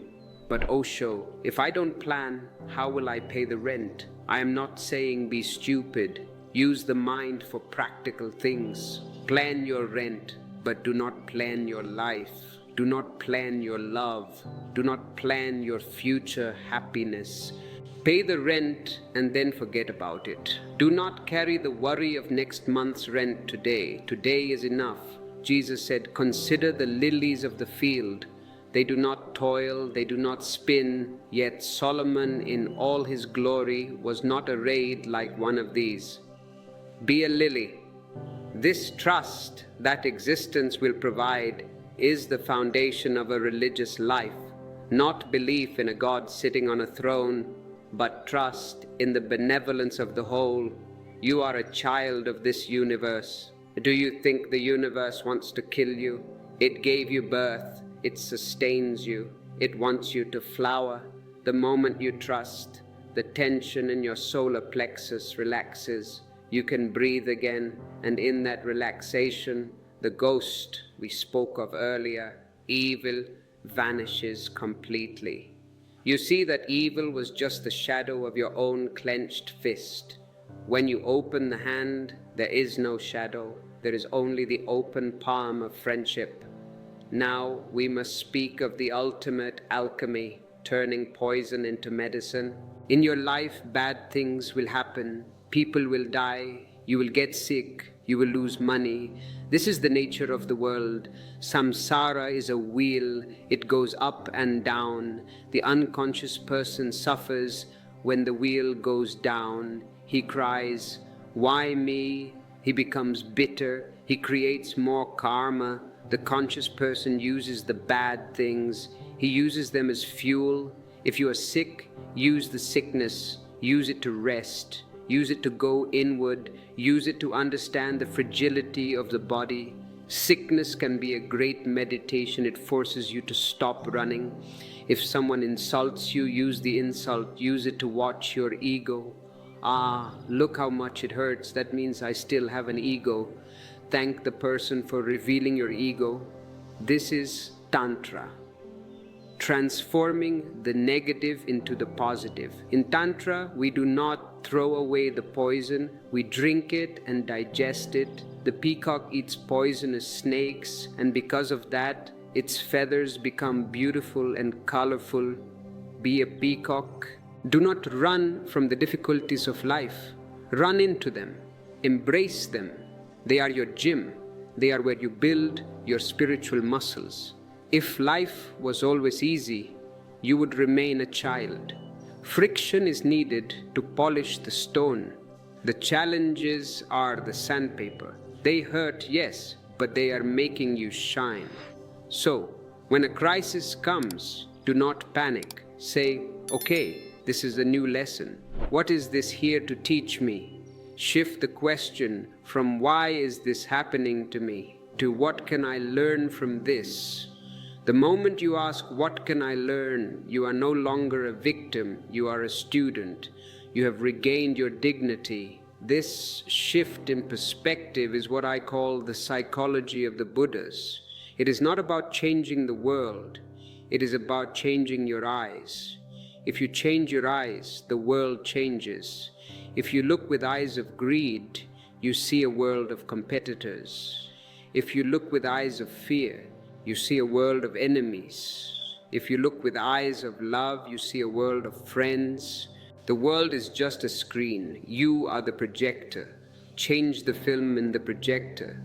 If you are tired of the old horror movie you have been projecting, if you are ready to project a romance, a comedy, a divine play, then you need to change the film. The film is your subconscious conditioning. How to change it?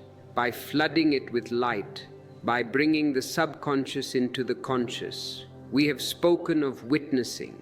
Witnessing is the light, but there is another element, gratitude. Gratitude is the highest vibration. It is the frequency of miracles. When you are grateful, you cannot be fearful. They cannot coexist. You cannot be angry and grateful at the same time. Start your day with gratitude. Before you get out of bed, find 3 things to be grateful for. I am alive. I can breathe. The sun is shining. It sounds simple, but it sets the tone for the whole day. You are tuning your instrument. If you tune it to gratitude, you will attract beautiful music. If you tune it to complaint, you will attract noise. Most people are addicted to complaining. They have a complaint book in their head. They are always writing in it. The coffee is cold, the bus is late, the weather is too hot. Burn the complaint book, start a gratitude book. This is not just positive thinking. Positive thinking is often shallow. It is forcing a smile over tears. I am talking about existential gratitude, a deep knowing that whatever happens is for your growth, even the bad days, even the pain. Thank you, God, for this pain. It is waking me up. If you can say that, you are free. Nothing can hurt you anymore. You have become invincible. If you feel this invincibility rising, if you feel the strength of gratitude, express it. The super thanks button is there not for me, but for you to exercise this muscle of gratitude. Now, as we approach the final movement, the grand finale of this symphony, I want to talk about the destination. Where is all this leading? What is the ultimate goal of human life? Is it enlightenment? Is it nirvana? Is it moksha? These are big words. Let us use a simple word. The goal is to become a hollow bamboo, just a piece of bamboo with nothing inside, so that the divine can put his lips to you and play his song. As long as you are full of yourself, your ideas, your ego, your desires, you are blocked. The divine tries to blow through you, but the air cannot pass. The song cannot be played. You must clear the passage. This is what we have been doing in this whole talk. Clearing the fear, clearing the shame, clearing the judgment, clearing the conditioning, emptying the bamboo. And when you are totally empty, a song begins to play. It is not your song, it is his song, but it is played through your lips. You become a vehicle, a channel. And this song is unique to you. No one else can play your note. If you remain silent, the orchestra of the universe will be missing a note. You are needed. Do not think you are accidental. Existence does not create accidents. You are here for a purpose, and the purpose is to let the divine sing through you. Maybe the song is gardening, maybe it is painting, maybe it is raising children, maybe it is just sitting silently and smiling. Whatever comes naturally out of your emptiness, that is your dharma, that is your religion. Do not copy others. Do not try to sing Buddha's song. Buddha sang it beautifully, but it is sung already. Sing your song, be original. In the final part, we will bring everything together. We will dissolve the last separation. We will walk through the gateless gate. I will tell you the final secret of the I, and we will say goodbye to the seeker forever. The final secret of the I is this: it does not exist. It is a grammatical error. It is a linguistic convenience. You say, I am walking, but there is only walking. You say, I am thinking, but there is only the stream of thoughts. You say, I am hungry, but there is only a sensation in the stomach. The I is a ghost that haunts the machinery of the body-mind. It claims ownership of everything. My hand, my house, my religion, my anger, my enlightenment. But if you look for this I, if you search for it with a microscope, you will not find it. Where is it? Is it in the toe? Is it in the brain? Is it in the heart? When you go deep in meditation, you find thoughts, you find memories, you find feelings, but you never find the thinker. You never find the feeler, because the thinker is just another thought. This realization is the explosion. This is the gateless gate. You have been standing in front of a gate, knocking, crying, begging to be let in. You have been reading scriptures about what is on the other side. You have been following gurus who promise to give you the key, and suddenly you look and you see there is no gate. There are no walls. You are standing in the open sky. You have always been in the open sky. The only thing that created the gate was your belief in the I. The I was the gate. When the I drops, the separation drops. The drop falls into the ocean. But, and this is the beautiful part, the ocean also falls into the drop. You become the whole, but you are no longer you. The personality, the biography, the little story of Mr. Smith or Mrs. Jones, that is gone. It is seen as a dream. Who remains? Silence remains. Presence remains. Life remains. This is why I say goodbye to the seeker. As long as you are a seeker, you are maintaining the I. The seeker implies there is something to find and someone to find it. It implies duality. Stop seeking, start seeing. Seeing happens now. Seeking happens in the future. When you stop seeking, you are suddenly available to reality. You are no longer busy, you are unoccupied, and in that unoccupied space, the divine guest enters. Actually, enters is the wrong word. You realize the guest was the host all along. This is the cosmic joke. When people become enlightened, they often laugh. They laugh for days. They laugh because it is so absurd. They were searching for their own glasses while wearing them. They were searching for home while sitting in their living room. I want you to get the joke. Do not be a serious, long-faced religious person.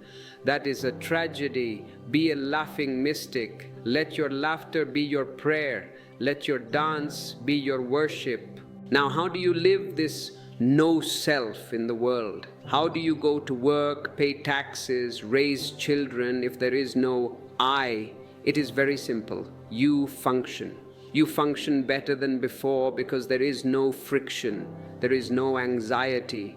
When there is no ego, energy flows without obstruction. You do what is needed. If the house is dirty, you clean it. You don't make a philosophy about it. You don't say, why me? Why do I always have to clean? You just clean. The action is pure. You become a hollow bamboo flute. Life plays its melody through you. Sometimes the melody is sad, sometimes it is happy. You do not mind. You are just the flute. You do not say, I only want to play happy songs. You accept whatever breath comes through. This acceptance is true freedom. And in this freedom, you become a light to others. Not because you try to convert them. Please, never try to convert anyone. That is violence. You become a light simply by being. Your presence changes the chemistry of the room. People feel calmer around you. People feel loved around you. You become a catalytic agent. This is the only way to change the world. You cannot change it by force. You can only change it by infection. Be so healthy, so blissful that your bliss becomes infectious. We have built this channel, this community, to be a center of this infection, a pandemic of bliss. If you want to be a carrier of this beautiful virus, click subscribe, spread the infection, share this video. Do not keep the medicine to yourself. And if you feel that you need more guidance on how to live as a hollow bamboo in a concrete jungle, our ebooks are written exactly for that. They are practical manuals for the urban mystic. They bridge the gap between the Himalayas and the marketplace. Find them below. Now, a word about God. Throughout this talk, I have used the word God, but I do not like the word. It has been polluted. It has been used by politicians, by priests, by fanatics to kill and destroy. So let us drop the word God. Let us use a better word, godliness. God is a noun. It implies a person, a static entity. Godliness is a quality. It is a verb. It is fluid. A flower has godliness. A sunset has godliness. A mother's love has godliness. When you dissolve the ego, you become godliness. You do not become God. That would be another ego trip. I am God. No, you become godly. You become divine fragrance. You become liquid. Look at water. It is the most magical element. It has no shape of its own. Put it in a cup, it becomes the cup. Put it in a vase, it becomes the vase. It is humble. It seeks the lowest place, but it is stronger than rock. Be like water, flow. Don't be a rock. The rock is the ego, hard, rigid, unmoving. The water is the consciousness, soft, fluid, adapting. In the end, the rock will turn to sand, but the water will reach the ocean. Flow toward the ocean, and do not be afraid of the ocean. The ocean is your mother. The ocean is your father. The ocean is your beloved. To melt into the ocean is not to die. It is to become infinite. As a drop, you are small, you are fragile. The sun can dry you up. But as the ocean, you are vast, eternal. The sun cannot dry the ocean. This is the promise of the spiritual life. You lose the small and you gain the infinite. Is it not a good bargain? You give your misery, your anxiety, your smallness, and you receive bliss, silence, eternity. Only a fool would refuse this bargain, but the mind is a fool. It clings to the penny and refuses the kingdom. Be smart. Be a spiritual gambler. Throw the penny away. Open your hands. This gesture of opening the hands is very significant. When your fists are closed, you are closed to existence. You are holding on. When your hands are open, you are ready to receive. You are vulnerable, and only in vulnerability can love happen. Love is the final fragrance of this journey. When you have dissolved, when you have stopped fighting, when you have accepted your shadow, a tremendous love arises in you. It is not directed at anyone in particular. It is just your state. You love the stranger, you love the enemy, you love the stone, not because they are lovable, but because you are love. It is not a relationship. It is a state of being. And this love heals. It heals you and it heals the world. The world is sick because it lacks love. We have enough technology, enough money, enough science, but we are starving for love. Be a source of love. Do not be a beggar asking for love. Be a king giving love. And you can only give what you have. If you do not have it, how can you give it? So, the first step is always inward. Fill yourself. Fill your cup until it runs over. Meditation fills the cup. Love shares the overflow. This is the whole teaching. Meditation and love, awareness and compassion, vision and action. They are two wings of the same bird. You need both to fly. If you have only meditation, you will become cold, indifferent. You will sit in your cave and forget humanity. If you have only love without awareness, you will become sentimental, attached, and eventually miserable because you will try to possess. You need both. Meditate so you can see, love so you can share, fly. The sky is open. There are no chains on your legs. The cage door is open. Why are you still sitting in the cage? It is just a habit, a mental habit. Step out, spread your wings. The first flap of the wings is trust. Trust that the air will support you. I am here to tell you, the air will support you. Existence is waiting for you to fly. It will catch you. You have never fallen. You have only dreamed of falling. Wake up and fly. And as you fly, look down at the world. It looks different from above.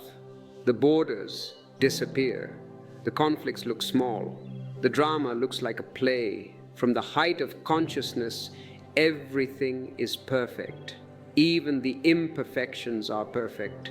Even the noise is part of the silence. This is the vision I want you to carry.